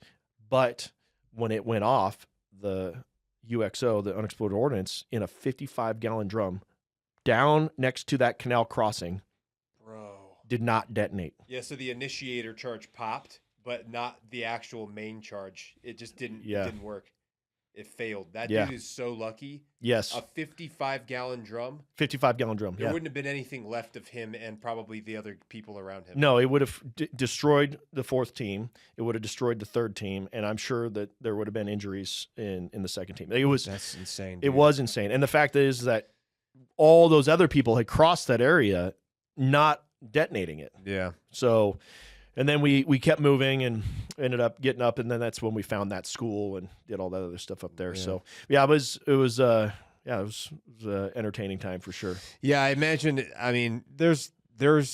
It's so weird because like everybody knows a lot of history and about like the period of time in Afghanistan in 2001 and Iraq in 2002, 2003, leading up to 2004, like during the Second Battle of Fallujah, and even 2006 for Ramadi, because that got tons of coverage all over the place. But like the period of like 2007, 8, 9 in Iraq, there's not really a lot of coverage and not a lot of, I haven't seen a whole lot of stories out about that. And there was still stuff going on. It may not have been as crazy as like the initial push during the invasion, but there's still obviously a lot of stuff happening out there at that time. So it's just interesting to hear these different experiences that people had there. Yeah. I share one more quick one. If maybe it's not too quick, but so we got stuck. So after Sergeant Walsh had been shot and killed by the sniper, and Buck Doyle got airlifted out, they sent us out to go find the sniper. Okay. And so they had a belief that he was operating in said area. So we just started kicking in doors, cordon knock, and we searched houses, flipped things upside down, talked to people, connected with individuals in those neighborhoods, trying to glean any information, find a sniper rifle in someone's house and put somebody responsible. Yeah. And I mean, we did that for about 2 weeks, and we just were not getting, like, none of us felt confident. Now, they did come back and say after one group that they had interviewed that they believed that they had found the guy and all this stuff, but we all doubted it. We all was like, no, that's not him. They're giving us closure, and I was like, I'm not buying it. But the Marine Corps had other missions, so they had to send us out. They wanted us to do hide sites to look for guys digging in IEDs. So I went out with my team. We got stuck in the middle of the desert where we wanted to put our hide. It wasn't going to work out. The ground was about, concrete. So we had to figure something else out on the fly, which wasn't great either. And it was 115, 120 that day.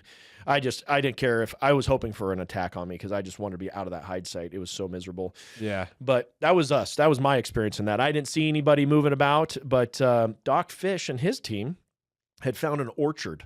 So tall grass, cool environment, shade from the trees. Wow. Like a kid in a field, he's got his little parted place, puts the sniper rifle down, has this beautiful view of MSR, and I'm like, I learned about this all after, of course, and I'm thinking to myself, like, Doc, that is a way better setup than what we had. Yeah. If you could look at what I had, you would have maybe second guessed your whole career. Okay. Yeah. But your situation's pretty dope. An orchard. Yeah. And there's a few of them out there, but like he just happened to, like, where they were going, they just did that. So they didn't have to do really anything. They didn't have to put anything overhead. They just basically built a little structure for them to maneuver and put their rucks here, have their stuff around, and built up their cordon. Yeah. So while they're there, they hear a gunshot, and the bullet passes near them, and they all pause, and they hear a second gunshot and a third gunshot, and then nothing. And they're like, are we being shot at? Yeah. And then they see this guy in line of where their hole is, looking at MSR, pop up and walk right by. And he's got a rifle slung over his shoulder. So they look at each other and they're like, is he zeroing his rifle? And they see the guy walk back by. And they're like, if he does it again, he's coming back. 3 more rounds go down range. They said, we're going. Doc Fish grabs his rifle, starts walking right to where he last saw him. And as that dude stands up, Doc Fish puts that dude into a bag. Into a bag. Into a bag. Yeah. So they took him back to their hide site? No, he domed him with a round right in the face, okay. About as far as we're standing from sitting from each other. He puts a round straight right between the dude's eyes, puts that guy in a bag to go in the ground another day. No kidding. Yeah. Was that dude actually shooting at them? Did they figure that out? No, he was zeroing his rifle. Now, what's incredible about this is, and what we knew is that the area that we were actually looking for the sniper was the city adjacent to that orchard. So they were actually not too far from the city that we just had trashed trying to find this guy. Now, after that happened, there was no more sniper fire for the rest of our deployment. So we're pretty confident that the guy who killed Sergeant Walsh is that guy that Doc Fish took out that day to bring that full circle. And then it also secured that area from sniper fire for the rest of at least the time that I was there. Yeah. And at that time of the war, we knew the guys that we were facing had been there, had gone through many cycles of Marines. So these guys are educated, they're knowledgeable, they know what it is to survive because they've survived up to this point. So this guy was pretty confident about what he was doing, but we just happened to be at the right place at the right time. Lord willing. Yeah, they probably hit me at that point. They probably had a lot of time to understand and like learn what SOPs we had and like what kind of things we would do. Like, I mean, they would set up IEDs and be like, hey, if we blow an IED in front of this convoy, they're all going to stop. They're going to do their 5s and 15s, and then they're going to get out and start setting a cordon. And once they do that, then we initiate the second charge and the third charge or whatever. And then maybe we come in an L-shaped ambush after that. So that's why they always would set up those complex ambushes after that, because they learned our SOPs 100%. Just from observing us, like you said, from rotations of Marines coming in and out of there, and probably soldiers too. But anyway, let's fast forward a little bit to, you said you got out in 2008, correct? Yep. After you finished up, and you left Camp Pendleton and you moved back to Idaho. Is that correct? No, actually, so I stayed in California at the time. Stayed in California, went back to college. College is a lot easier after you've been through the Marines, so I didn't have to try as hard. I mean, I didn't feel like I was trying hard, but I was passing. Everything was a lot harder before that point. Yeah, so everything's all relative. Yeah, it was way easier to get through calculus than it was when I first started college before the Marines. So somehow calculus became a simple task. And so I got all my prerequisites done, got my associates. I was trying to decide what I was going to do for college, not entirely sure that I didn't believe that you needed to have a degree to have a life or a future. I didn't believe that at all. Yeah. But, a lot of the things, I wasn't sure where I was going, so I was just getting myself set up for it. While that was going on, one of the first sergeants at Recon, he was retiring, getting out, and he stood up a little defense company for contracts. And that's where I met Rudy Reyes and a whole bunch of other really great guys. And what he did is he just took the Recon community of the guys that got out, and he just hired them because they all have their security clearances, and we were contracted to work with EOD, so the naval EOD units, both at TEU 1 and 2, so East Coast at 2 and West Coast at 1, so we're at Ridgecrest or Virginia Beach. We did a couple other contracts like a Hawaii Marine one, but most of it was all EOD stuff. So I did that for quite a few years. And it was kind of a part-time gig, and I was trying to do my own business and whatever else. Like before the whole prepper movement started, I had actually started a company called Bailout Tactics, and it was urban preparedness. And the idea was, are you ready? And the idea of being prepared and what preppers are today, frankly, it wasn't even a thing. Like you couldn't go on and buy all the food that you can today. And I was working on trying to start a company about training and getting people to be more prepared, but in an urban setting, because frankly, as great as it is to go live out in the woods, not everybody has that ability, especially if you're young and you're growing up in a city, right? You're going to be working a job at Silicon Valley, or you're going to be, going to college. Like you're in an urban environment. So how can you increase your survivability under, adverse stuff? So that was the business model. Didn't go anywhere at the time. So I canned that. And California politically was not my vibe. Yeah. Getting guns was hard. They didn't want you to have freedom rifles. And so I was like, I'm moving, I'm getting out of here. Yeah. And actually I wasn't even going to go back to Idaho. I was going to move to Colorado, which was crazy. And this is all around the time when Magpul was still at Colorado and whatever that was in timeline. And then Colorado was like, no, Magpul, we're going to ban 30-round magazines. And so Magpul's like, hey, we're out. So they moved out there. Yeah, see, I remember at the time, I think they gave away 100,000 magazines to people in Colorado. They're like, yeah, here, take them. You get to go have them because if you can be grandfathered in. So I didn't end up going there. I ended up going back home to Coeur d'Alene. It had been almost 20 years since I'd been back there. 20 years. Yeah. So probably a lot different. Or at least 10 years. Let's say 10 years. I really, from 18 until 28. Yeah, so 10 years had gone by. I had no desire to go back. Yeah. And when I got there, I was like, oh, this is awesome. Yeah. Built up a little bit, not such a small town vibe, although it was small enough that I understood I didn't like what, I had in San Diego, Carlsbad, in that Oceanside area. Didn't want that, but coming there, it was smaller, but there's still development that had happened and it had grown a little bit. Yeah. And then my dad put me in touch with my wife. And how did he put you in touch with your wife? So I was home for a contract for the EOD stuff. And during this time, it was right around 4th of July. And my dad was like, hey, I want you to meet somebody. Now, your dad's like playing matchmaker. Yes. That's hilarious. And my dad is like, he's deceased now. And I told him this stuff when he was alive. So where he would go socialize is not where I would go meet a girl. So he spent a lot of his times, American Legion, the VFW, dive bars. Like he was, in his 70s at this time. Was he a vet? He was Air Force. Okay. Yeah. But he literally he just liked the ladies. Go out, give them hugs. He's told me he's like, Cody, he's like, just give them hugs. He's like, it's the best thing. It's the best thing. Just get the hugs. So anyway, I was like, all right, Dad, honor my father. Right. So I was going to have to go to work on a contract, but they got delayed. So I called my dad up. I said, hey, Dad, I'm going to honor you as my father so you don't lose face with this lady that you're probably seeing and her daughter. I said, but I'll come meet whoever it is that you want me to meet. Well, while that's all going on, my wife is thinking the exact same thing. So at the time we weren't married, but her mom's like, hey, I want you to meet Roger's son. And she goes, Roger's son? Roger's son. Yeah, she's thinking, so I know Roger. Your dad's dating her mom. Yes. And so they're both like trying to link you. Yes. That's the weirdest thing I've ever heard. That's so wild. So they put us together. And so now I get to say we had an arranged marriage. So that's so funny. And where did you guys meet the first time? A dive bar in town called The Falls. Okay. How old were you guys? So I was late 20s, 20. Okay. 27, 28. She about the same age? She's a year younger, yeah. You're younger? Okay. Yeah. So my wife's a couple years younger than me, too. She's 88.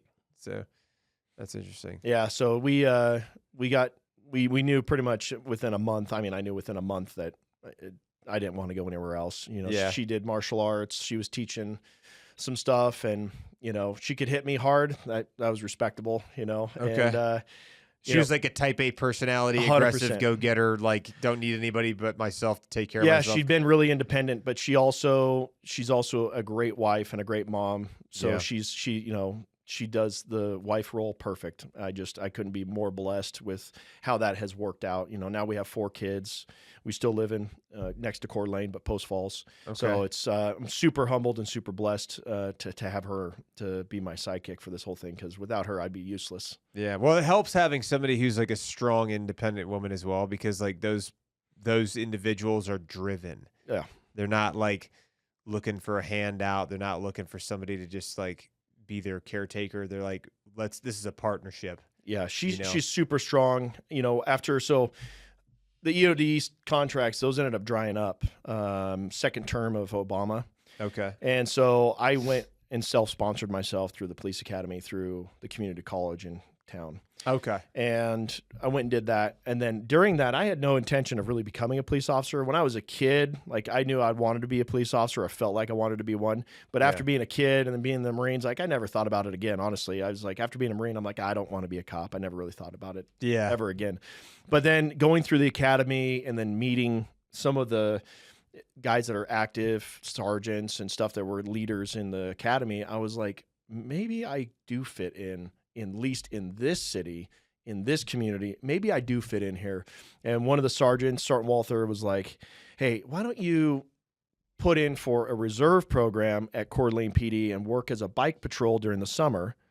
And that's an easy way to get your foot in the door, see if this is something you want to do. So I did that, and man, I had so much fun. I worked with Officer Carroll, and he was like a Viking. His shoulders are so wide, and he's just a freaking honest, hardworking, badass dude. Yeah. So got to do that. And so I was a cop for 9 years. No kidding. And my wife, I worked 7 of those years as graveyard. Oh, wow. Yeah. I loved graveyard. It was like being Batman. You show up at 8 o'clock at night, put on your bat belt, go out, all you're going to deal with is domestic violence, alcoholic, and drugs. Like this, You're dealing with all of the worst stuff at that time. Yeah, happy to do it. I was excited about it. I'm glad there are people out there that like yourself who want to do that stuff, because that, like, from what everybody tells me is there's like law enforcement officials, cops, like oftentimes experience life-altering trauma like 100 times more likely than your average American or average citizen. So like that's a very difficult job to do, and it definitely takes a toll on you. You know what I'm saying? So I'm glad whenever there's people out there that want to do that, because I'm always concerned about the dwindling numbers of people that want to be involved in law enforcement, especially after the defund the police crap that we saw. Like you need law and order, and it needs to be enforced by somebody who believes in it. Yes. And if you don't have that, you have chaos, and then you have crimes being committed and going completely off the charts. Yeah. And it's just like it's not good for civil society to not have people who can enforce law. So like, you know, I have a lot of respect for anybody that's in law enforcement for that very reason, because that is a tough job and they don't get enough respect. Yeah. And then what did you do after being a police officer? So being an officer, I did 7 years as graveyard, and then I was on their SWAT team for, out of that 9 years, I think it was about 7-8 years as well. So it was about, after I got off my probation, I joined the SWAT team. So I had to be on probation 1.5 years from it being hired full time. So as soon as I got off that, I tested right away to be a part of the SWAT team. Did that right away, and then did a whole bunch of stuff with the SWAT team. You know, became one of their snipers.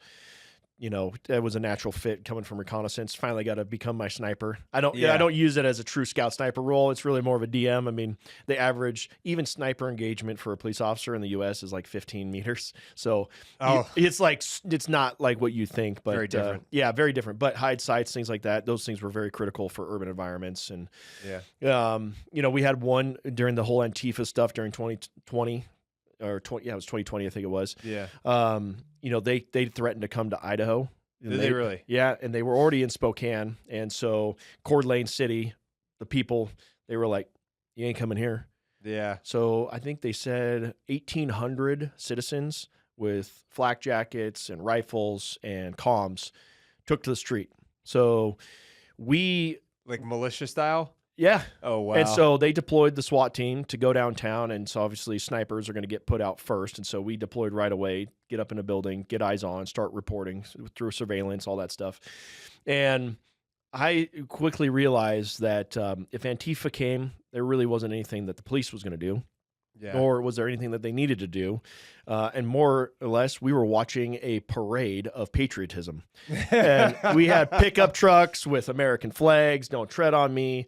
Guys kitted out just as well as any of the cops on the force. And I was like, I went over to my buddy, my sniper partner, and I said, "Hey," I said, "I don't think that we're really needed here." And he said, "Yeah, I was thinking the same thing." And his rifle was in the hallway, so I put mine in the hallway, and we just started observing and you know, basically feeling very fortunate for where we lived as a community. Yeah. And Antifa ultimately did not come in. So the group of, you know, individuals, the citizens, they patrolled for about 3-4 days and open carry downtown. They weren't going to let anything happen, and you know, basically stabilized, you know, that area from having any conflict with rioters or. They just basically were like, we're going to make sure that nobody from Antifa tries to come here and try to cause trouble and stuff. Yep. So they all stayed in Spokane. They had plenty of riots and problems. And, you know, I got dispatched over there with my sniper buddy again. And we were part of their observation, you know, for reporting and stuff like that as a support element, because they were completely outnumbered. It was a mass. It was huge. It filled up a whole city park, you know.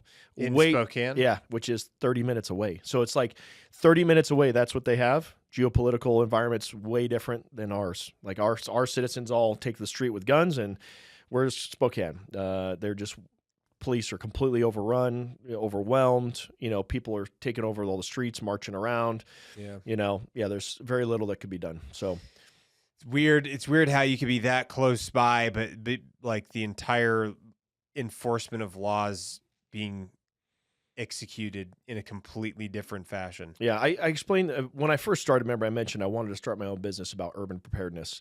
Yeah. And one of the things that I learned in that time is that your level of security is based on the moral compass of the environment you're in.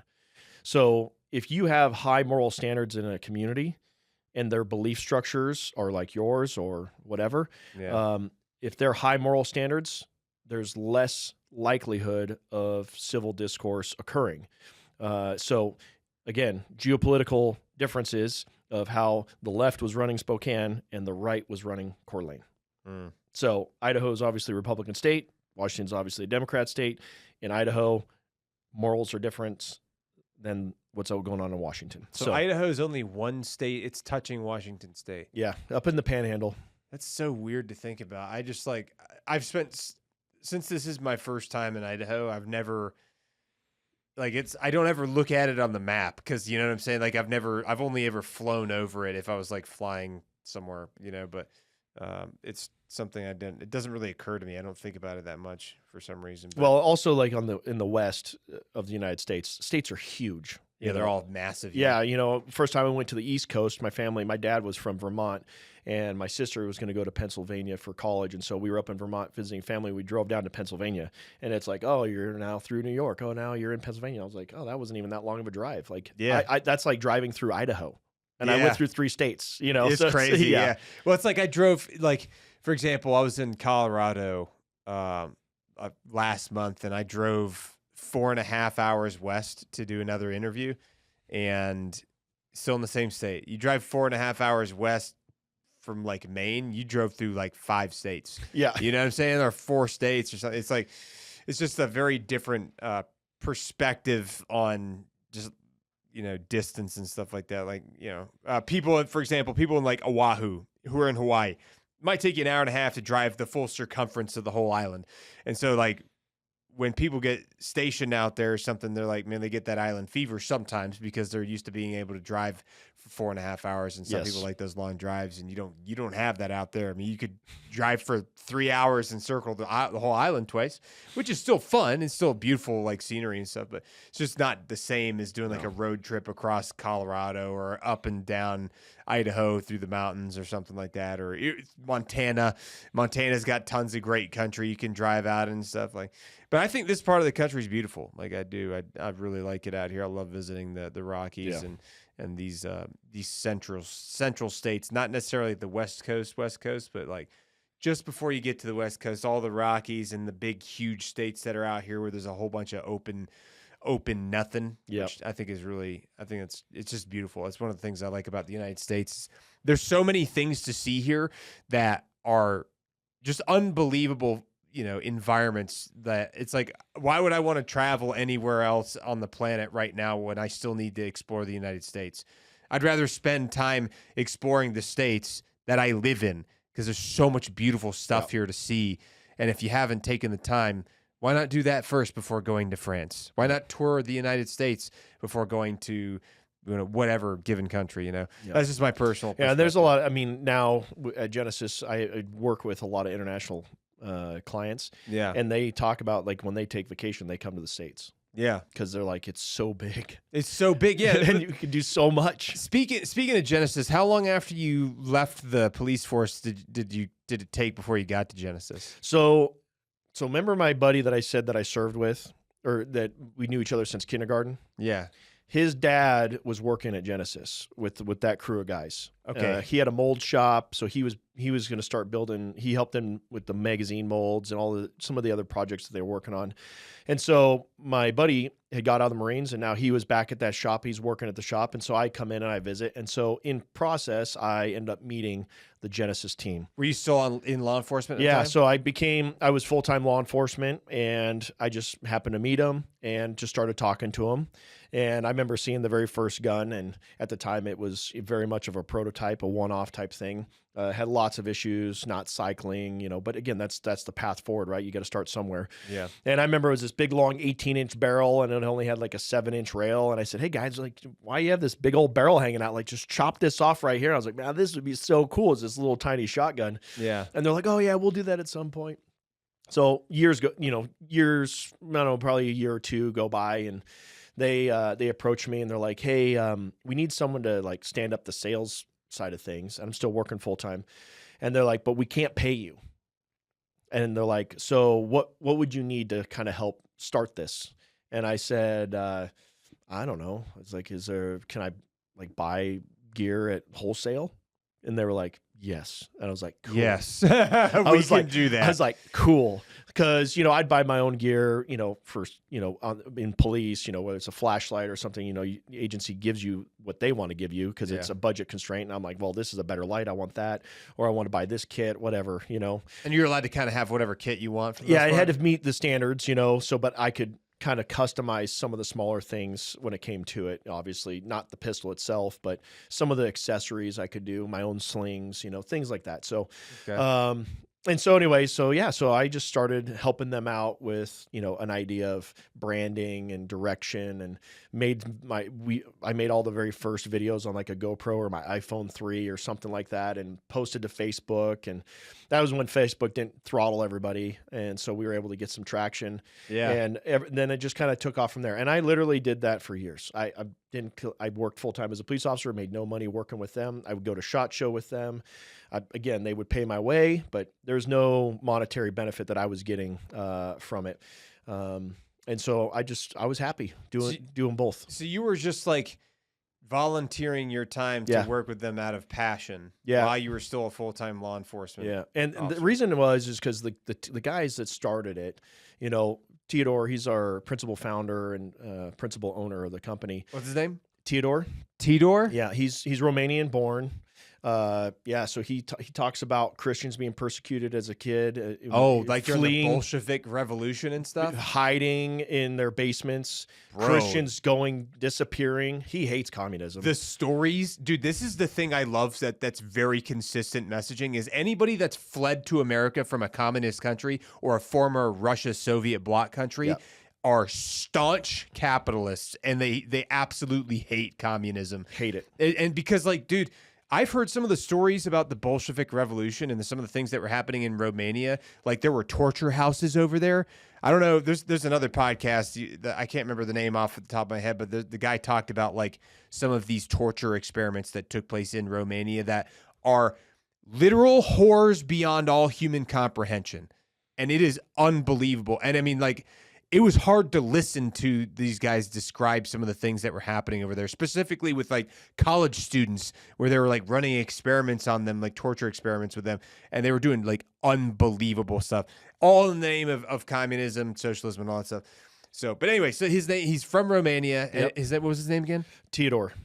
And when did he come to the country? So when he was young, so his dad, got to the U.S. His mom and his brothers and siblings and everything are over in Romania. Okay. His dad is trying to get them back to the U.S. They moved to Portland eventually. Okay. But he remembers, like his neighbor being there one day and then the next day he's not there. Yeah. And he never came back. And it wasn't because he got to the U.S. It was because somebody said he was a Christian. And that really was a thing. Like Christians were persecuted based on title alone. If you had a Bible, that was a problem. They had to worship in hiding. So still happening in like places like Nigeria right now. Yes. You got Boko Haram and all these other folks. And I think ISIS is still out there, and like ISWAP, which is like the Western version of ISIS, I think that's out there, Western Africa.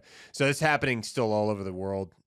Definitely probably a lot more than just that. It's just not getting media coverage. Yeah, I would agree with that. And so when he moved to the U.S., he big culture shock. But he also recognized Portland area had a lot of the same ideologies that led down the path that Romania was going as well. And today it's obvious that has all manifested itself. So he, by trade and craft, he started in, custom woodwork and home building. And he learned the craft of, basically doing custom windows. So like building the custom arches, cutting the glass, doing double pane, all built from nothing, not like the windows that we put in today, right? He could do custom doors, big, 8-foot doors. He'd build the whole door, laminating all the wood together, doing all the design. Like he fabricated all that stuff. So that's really where his craft started as a fabricator, was in woodwork. And Wow. then he eventually moved up to where he could build an entire house. And so he funded, with the other partners,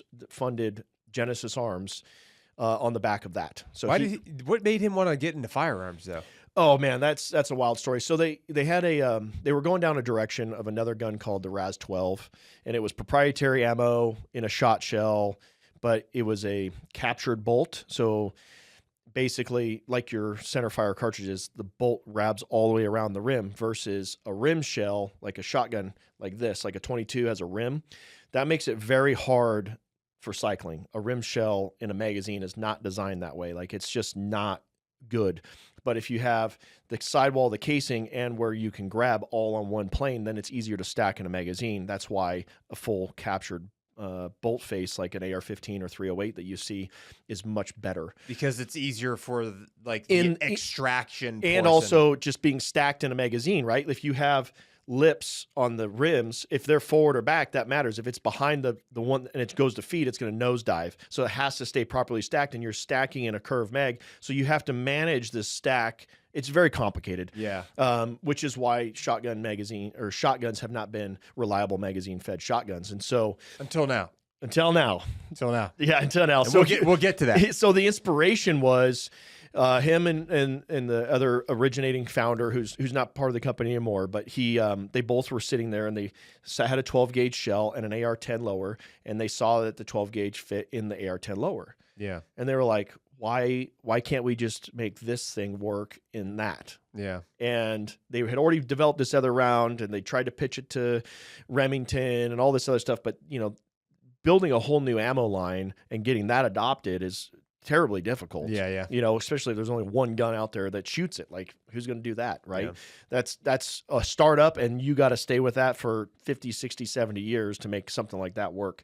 Yeah. And you got to have big pockets or someone with big pockets to make that actually go anywhere. Yeah. So big sponsors. Yeah. So they eventually they get some type of investment or something. They sell it off to that, and then that goes off, their NDA stuff wears off, so they can go and explore other ideas than the 12 gauge. And then they start to experiment with the 12 gauge traditional legacy shells.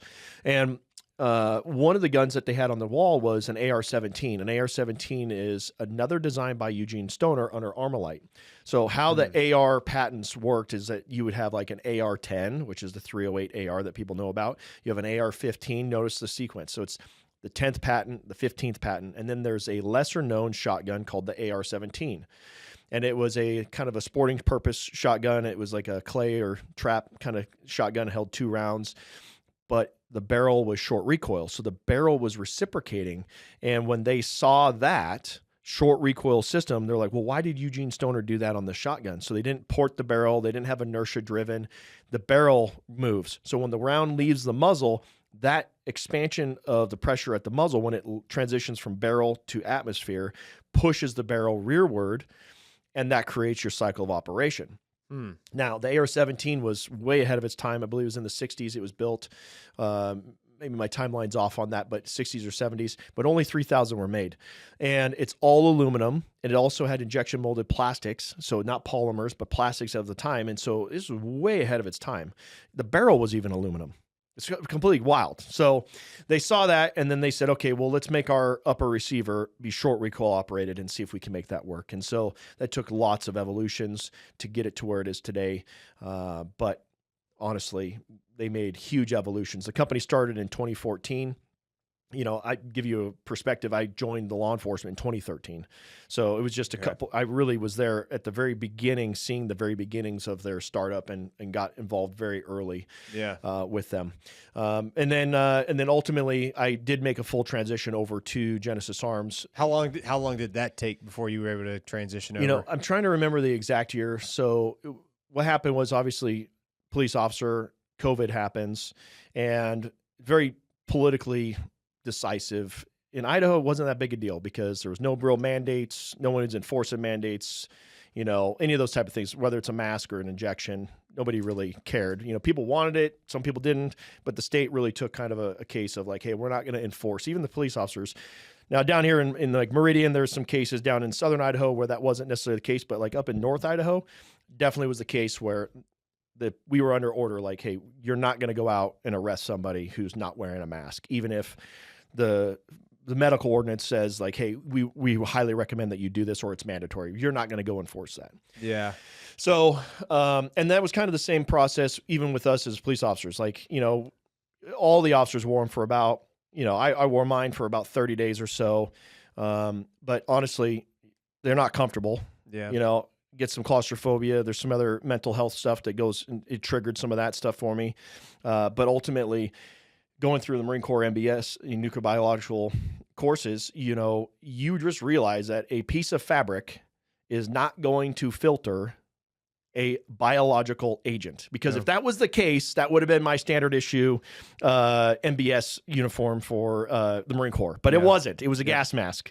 And then you go through decon processes, and that means that if I walk into an environment that's contaminated, then I have to go through a specific decon process because there's off-gassing, and then I can recontaminate myself off my clothes if I go into the vehicle, for example, and I was just in this environment. I go to my car, but now I can take it off, and I'm not going to get sick, or I'm not going to be contaminated.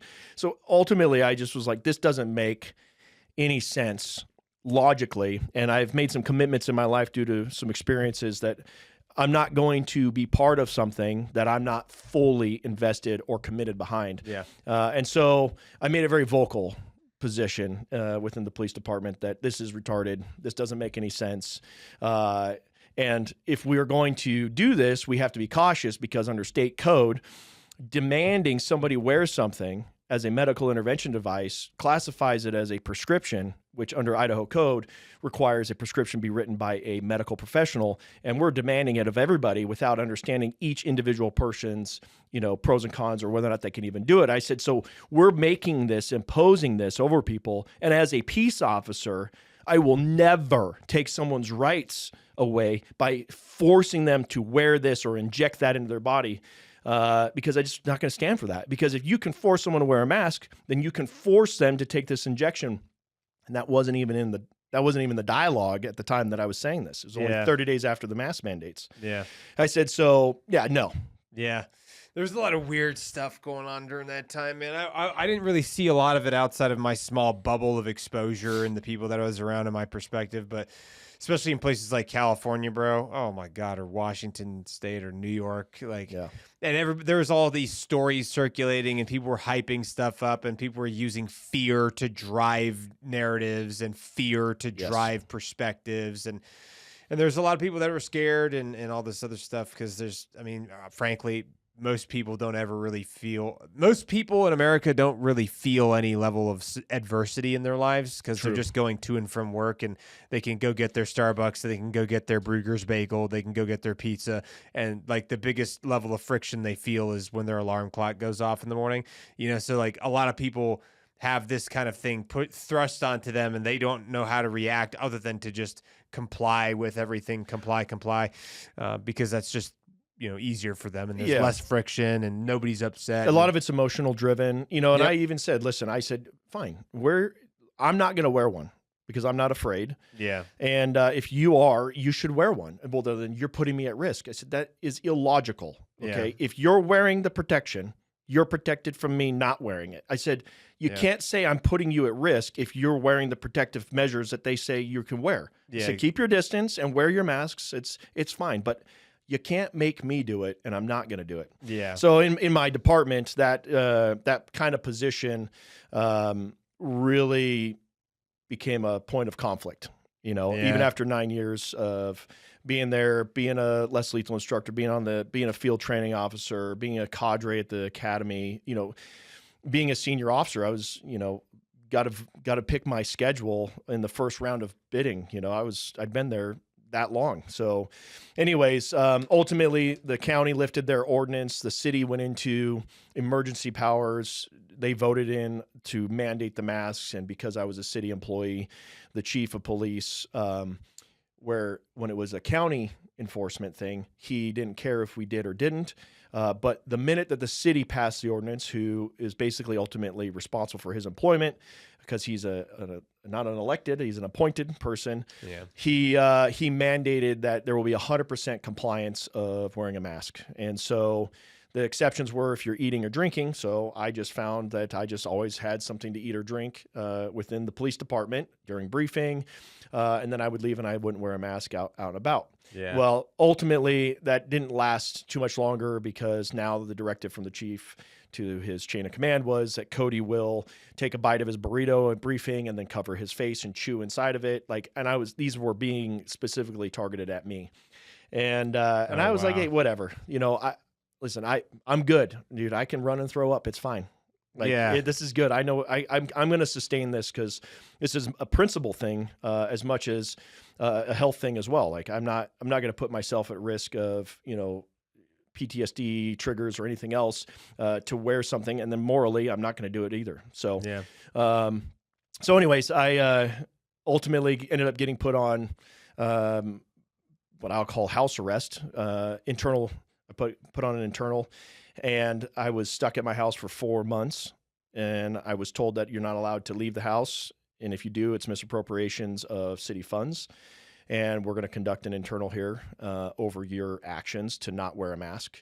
And this happened in Idaho. This is happening. That's crazy. And what happened was, it was literally right before Christmas. So I don't even remember the year. It must have been the end of 22. Yeah, it must have been the end of 22, rolling into 23.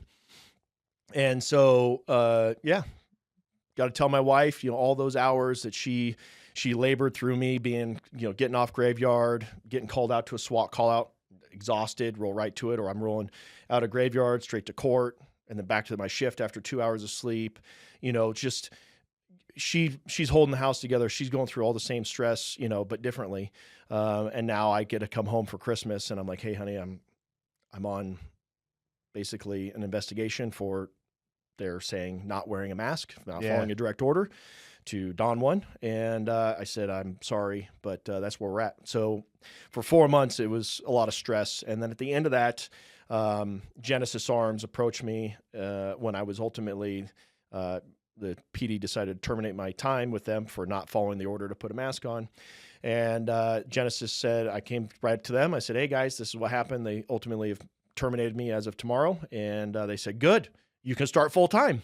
Nice. So you rolled right into a full-time job with Genesis. Yeah. So then it became my only focus at that point was just straight Genesis Arms. Yeah. And they let me take free control of branding, the direction. I work really well with Theodore, the principal engineer and founder of the company, and the other members as well. And just we've been able to pioneer a path for the product and really build a name for it as well. In 23, we ended up winning a contract or submitting into a tender contract with the FBI for a breaching shotgun, which we were later awarded. And so nice. we are the first semi-auto magazine-fed shotgun to be federally adopted. And it was a huge breakthrough for us. Yeah. The second one was not necessarily a breakthrough necessarily, but more of a accolade, which is we were able to team up with Terran Tactical, and we were in the John Wick 4 franchise, and we were featured in John Wick 4. Oh, yeah, that's right, because he used the shotgun, right? Yes, and so there's a scene where it's top down. It's one of the coolest scenes. I watched that. It's like a Hawkeye view. Yes, and it's just fireballs blowing out. Yeah, Yeah. that's our shotgun for that. And so that helped build commercially brand recognition.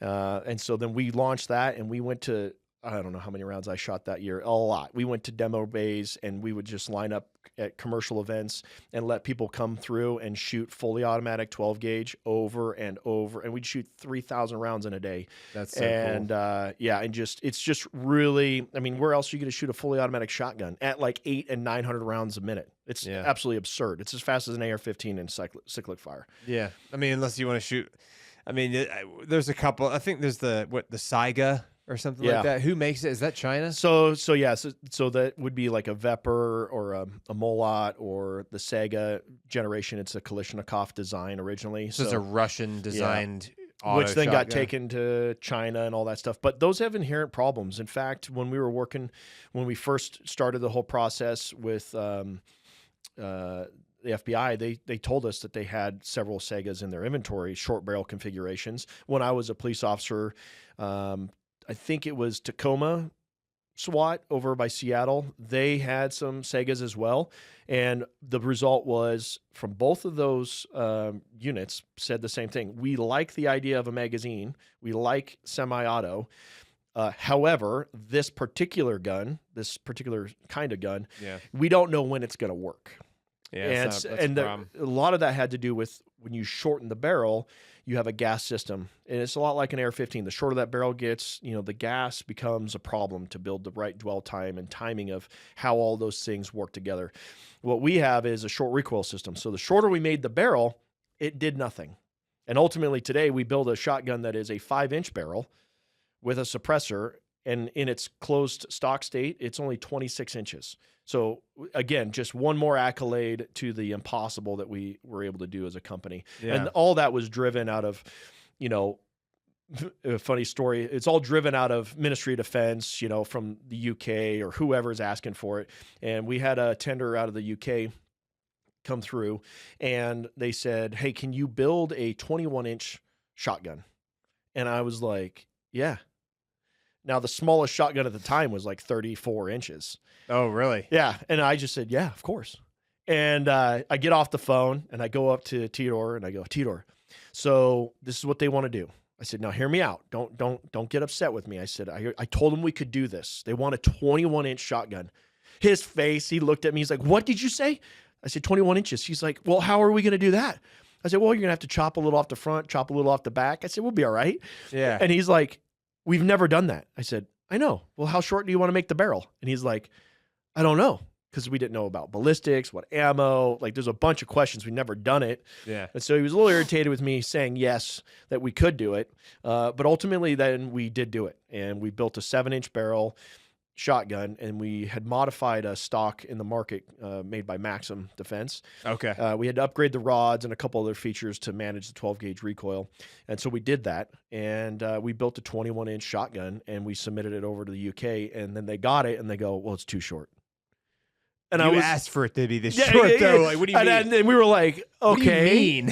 Okay, so we said, okay, fine. So anyways, we end up making some modifications. We give them a different alternative, and we don't ultimately win that tender. We entered in prototype systems, and Mossberg was the ultimate victor in that, which is fine with me, because that ultimately just drove us to build a very small shotgun, and we kept after it. And we didn't stop. And shortly after that, we met a company called Rex Silentium. We had just been coming back from testing some ammo at this laboratory in Colorado, which was this crazy exploding ammo, and for breaching, for distance breaching. Exploding ammo? For breaching at distance. Yeah, super cool.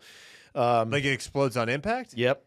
Oh, Jesus. So it's designed to be a breaching round. So it's like a slug through the air, and then it's frangible on impact. So you could shoot across the hall. You could, that kind of thing against a door. Okay. So that's the idea. And so this company in Montana, Rex Silentium, I found them on Instagram. I sent them a message. I said, hey, we're coming through. I really want to see if your teaser shotgun suppressor will work with our new shotgun. And it was this 21-inch shotgun. And so we show up at the shop, and we lay a suppressor down. We lay the shotgun down, and all three of us are looking at it, Teodor, myself, and Steve. And Steve goes, the owner of Rex Silentium goes, oh, we got to do that. He goes, and I got to have at least one. He's like, you got to build me one too. So that was it. We launched a whole new category, a whole new segment of viable suppressed shotguns. Like everybody in the market space before us is suppressing like bird guns, 18-inch barrels, and it's just not practical. We enter the market 7-inch barrel. Yeah. And then we're like, hey, can it be full auto? And now we're doing full auto suppressed dumps at 15 yards with slugs and holding, C-zone capability. Yeah. Just absolutely for 10 rounds. I mean, never seen capabilities like this in the shotgun space before.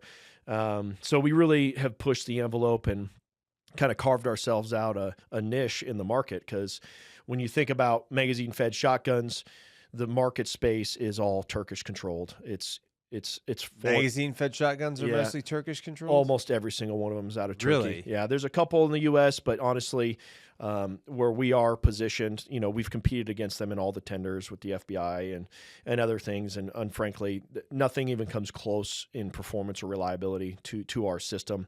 And that's nothing ill against those other companies. It's just by the nature of our design, we're going to be and continue to be light years ahead of them. As far as the automatic shotguns, magazine fed. Magazine fed. So as in the least amount of recoil you're going to feel. I'll put our shotgun next to any Benelli out there that's just off the shelf, just like our off the shelf gun. Put them next to it. Any Beretta. Our gun is softer recoiling. We're going to get similar performances even with shorter barrels.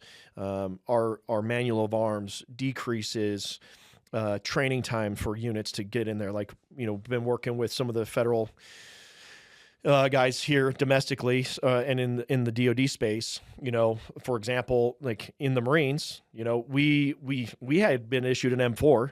I never went through any training on how to run an M4 Benelli. I didn't. They just like, here you go. Okay, well, where's my ammo? How do I carry it? I'll just stick in your cargo pocket. And it's like, okay, well, this thing's useless. Like, okay, well, I'm not going to do anything with this. So we stuck it in the turret, and then we just had it in case there's a close engagement and we needed 8 rounds. But it didn't go with us anywhere.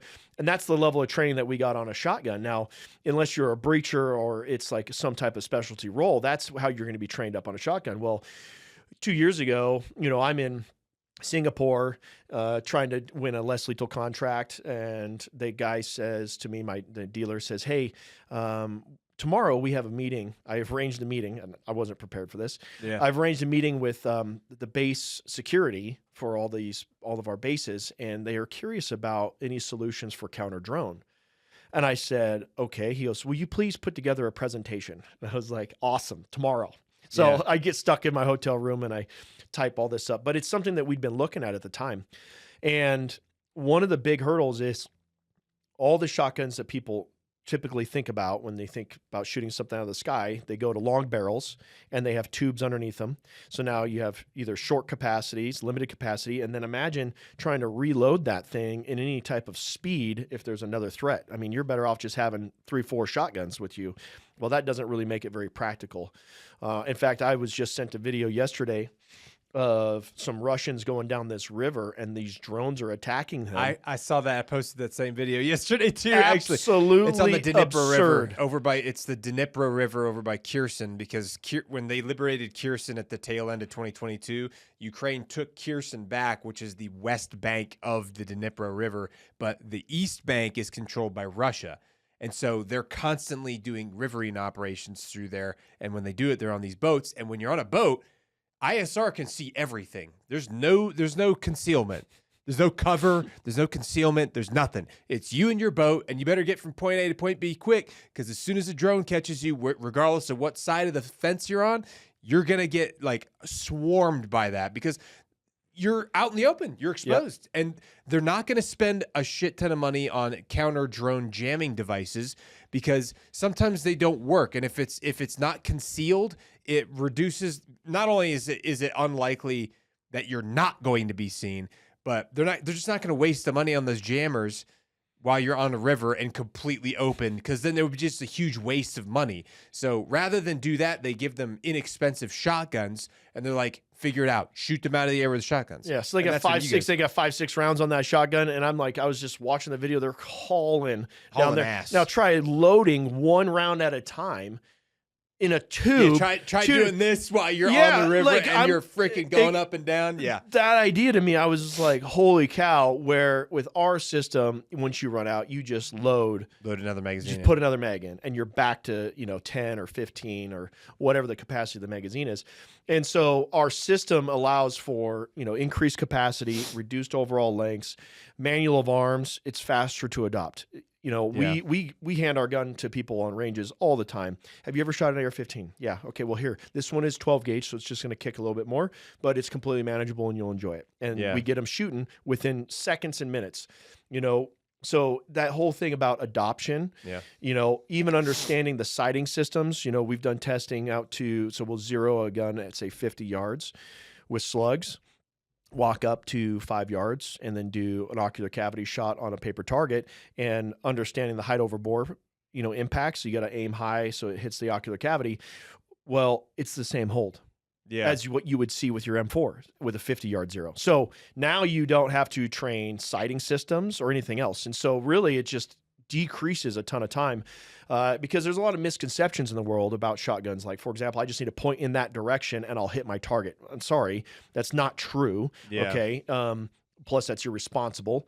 Those are two different things, but also it's not true and it's irresponsible. But more likely, you do need to be specific with it. But what makes shotguns so good is their lethality capability, their versatility, and what shot can be fired out. I have shot exploding rounds, like that impact on target that are designed, against armor plates or motors or hardened structures.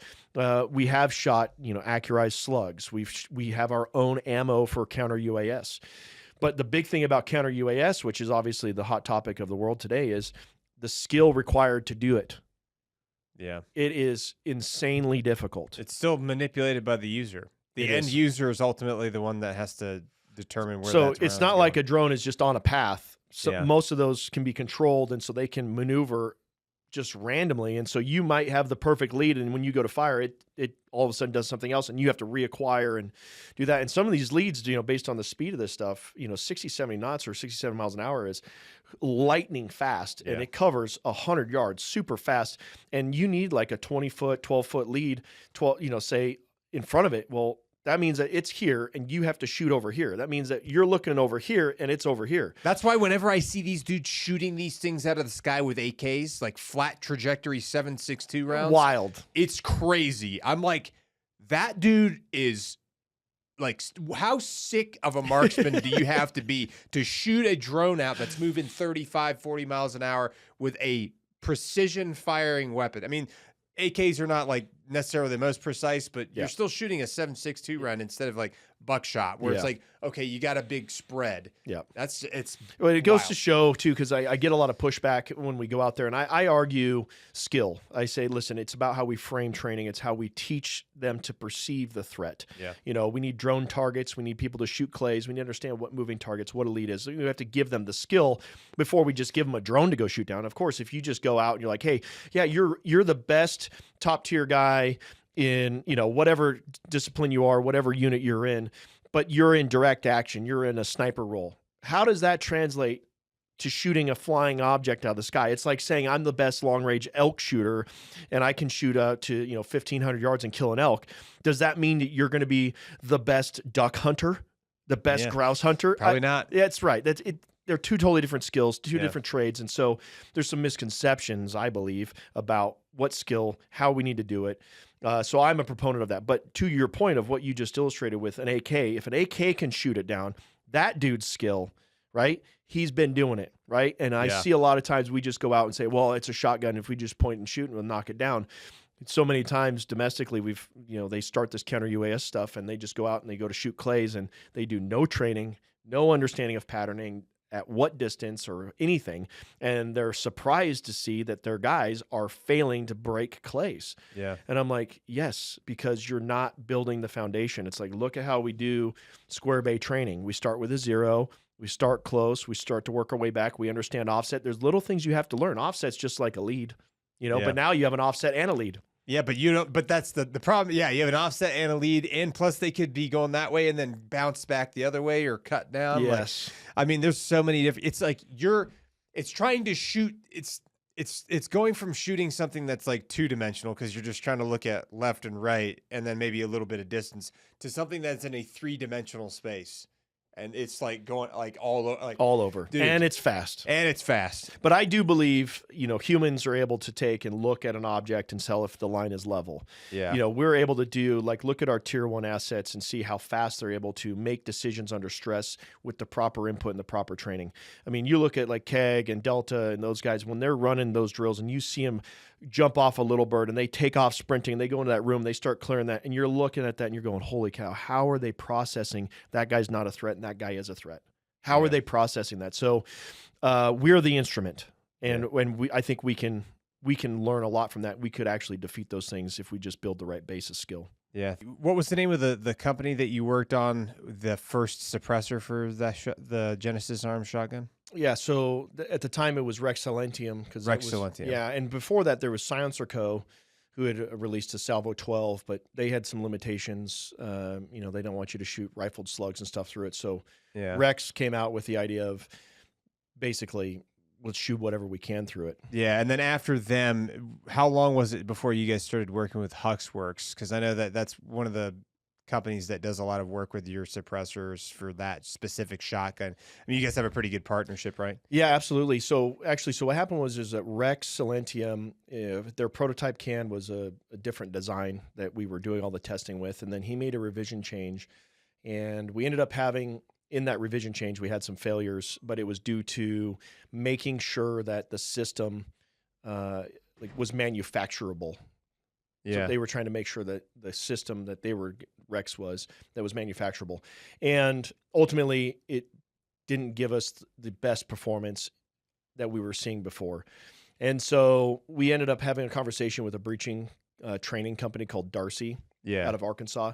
Okay. And they expressed that the Army had been doing some pressure testing. And so he said that the Army determined that shotgun breaching was one of the biggest mechanisms to TBI that a soldier or professional user would be exposed to. Yeah. And so I hung up the phone and I was driving at the time with Theodore to the NRA show.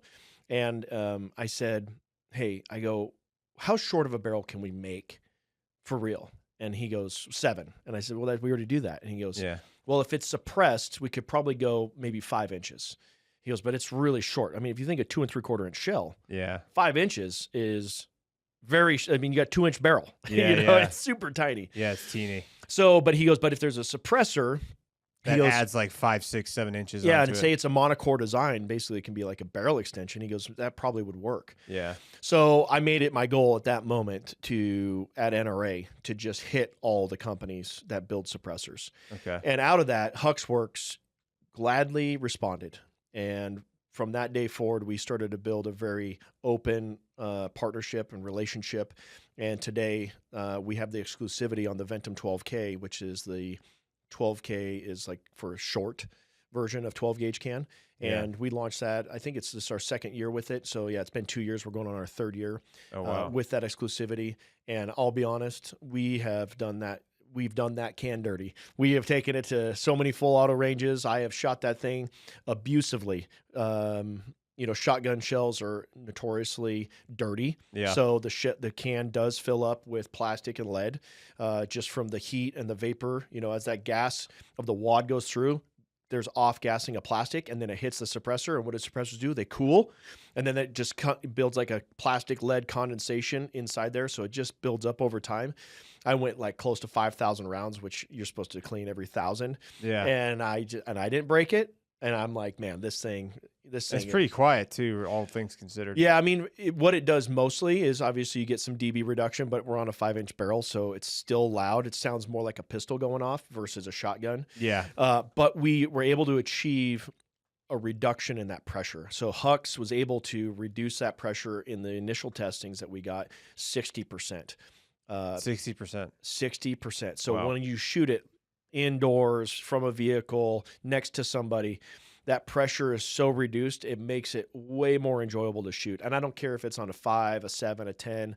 It is so much better to shoot. It's undeniable. Yeah. And you guys have different barrel lengths that you offer for sales and stuff? Yeah, absolutely. Okay. Yeah. And how have you been doing some work in Ukraine as far as or not necessarily in Ukraine specifically, but maybe in the countries surrounding it? Yeah, so we have a pretty good rapport with the EU. Okay. I've been over to Germany, the UK, Norway, the Netherlands. We have contracts in the Netherlands, Czech Republic. We're under tender review there, and Australia. So we've been all over Europe and others. We've been inquired by in Malaysia, Indonesia, Bangladesh, Thailand. Like we're inundated. Japan. Like everybody's concerned about the counter UAS space. Yeah. So I mean, we haven't shipped anything directly ourselves to Ukraine, but I would not be surprised if stuff shows up at some point. Yeah, from some of the other European Union countries. Yeah, because they're probably going to be sending stuff in there that they purchase.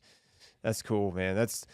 you guys are having an impact, obviously. You know what I mean? Like a real world impact, especially because like if your stuff starts getting in there, there's going to be video coming out about it. It's going to happen because you know how everybody over there is recording all their GoPro footage because they want to document the whole thing. It's the most heavily documented war like in history, probably. The amount of intelligence gathered from this thing is unbelievable, unreal. So yeah, it's a social media war, really. I mean, everything's documented and shared. I mean, yep. There's been some really impactful, I mean, just really make you think about, you know, your own morality. People should take it not as a desensitization, but rather really look inward and find yourself in those situations, you know, like the video with the Russian and the Ukrainian in the knife fight. Oh yeah, which was all over the place. Everybody's seen that one. Yeah. So like, just think about like yourself in those situations, you know, and facing off against a drone and they're all blown up outside and you're stuck inside. Like just, they're humbling moments, and, you know, just remember that even though it is a war and maybe you're for one side or the other, but there's still human beings involved. Yeah. Yeah, that's a good point, man. Well, hey, look, I appreciate you taking the time to come here again today, man. I know it was kind of a short notice thing, and I'm glad we got to sit down and have a chat real quick about like your experiences and perspectives and some things that you've seen throughout your life and your career in the military and career time in law enforcement. Obviously, that extended period of time in law enforcement, you spent even more time in law enforcement than you did in the Marine Corps. So you probably have a lot of stories from that, but we'll have to save that for another time. We can talk more about that down the road, I'm sure. But either way, I appreciate the things that you guys are doing.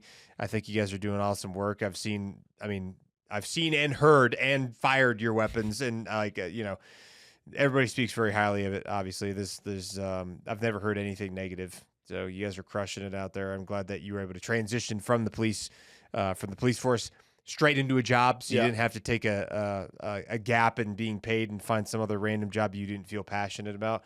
Yeah, again, I appreciate you coming here, man, and hopefully we'll do this again sometime. Absolutely. Thank you. All right, appreciate it, brother.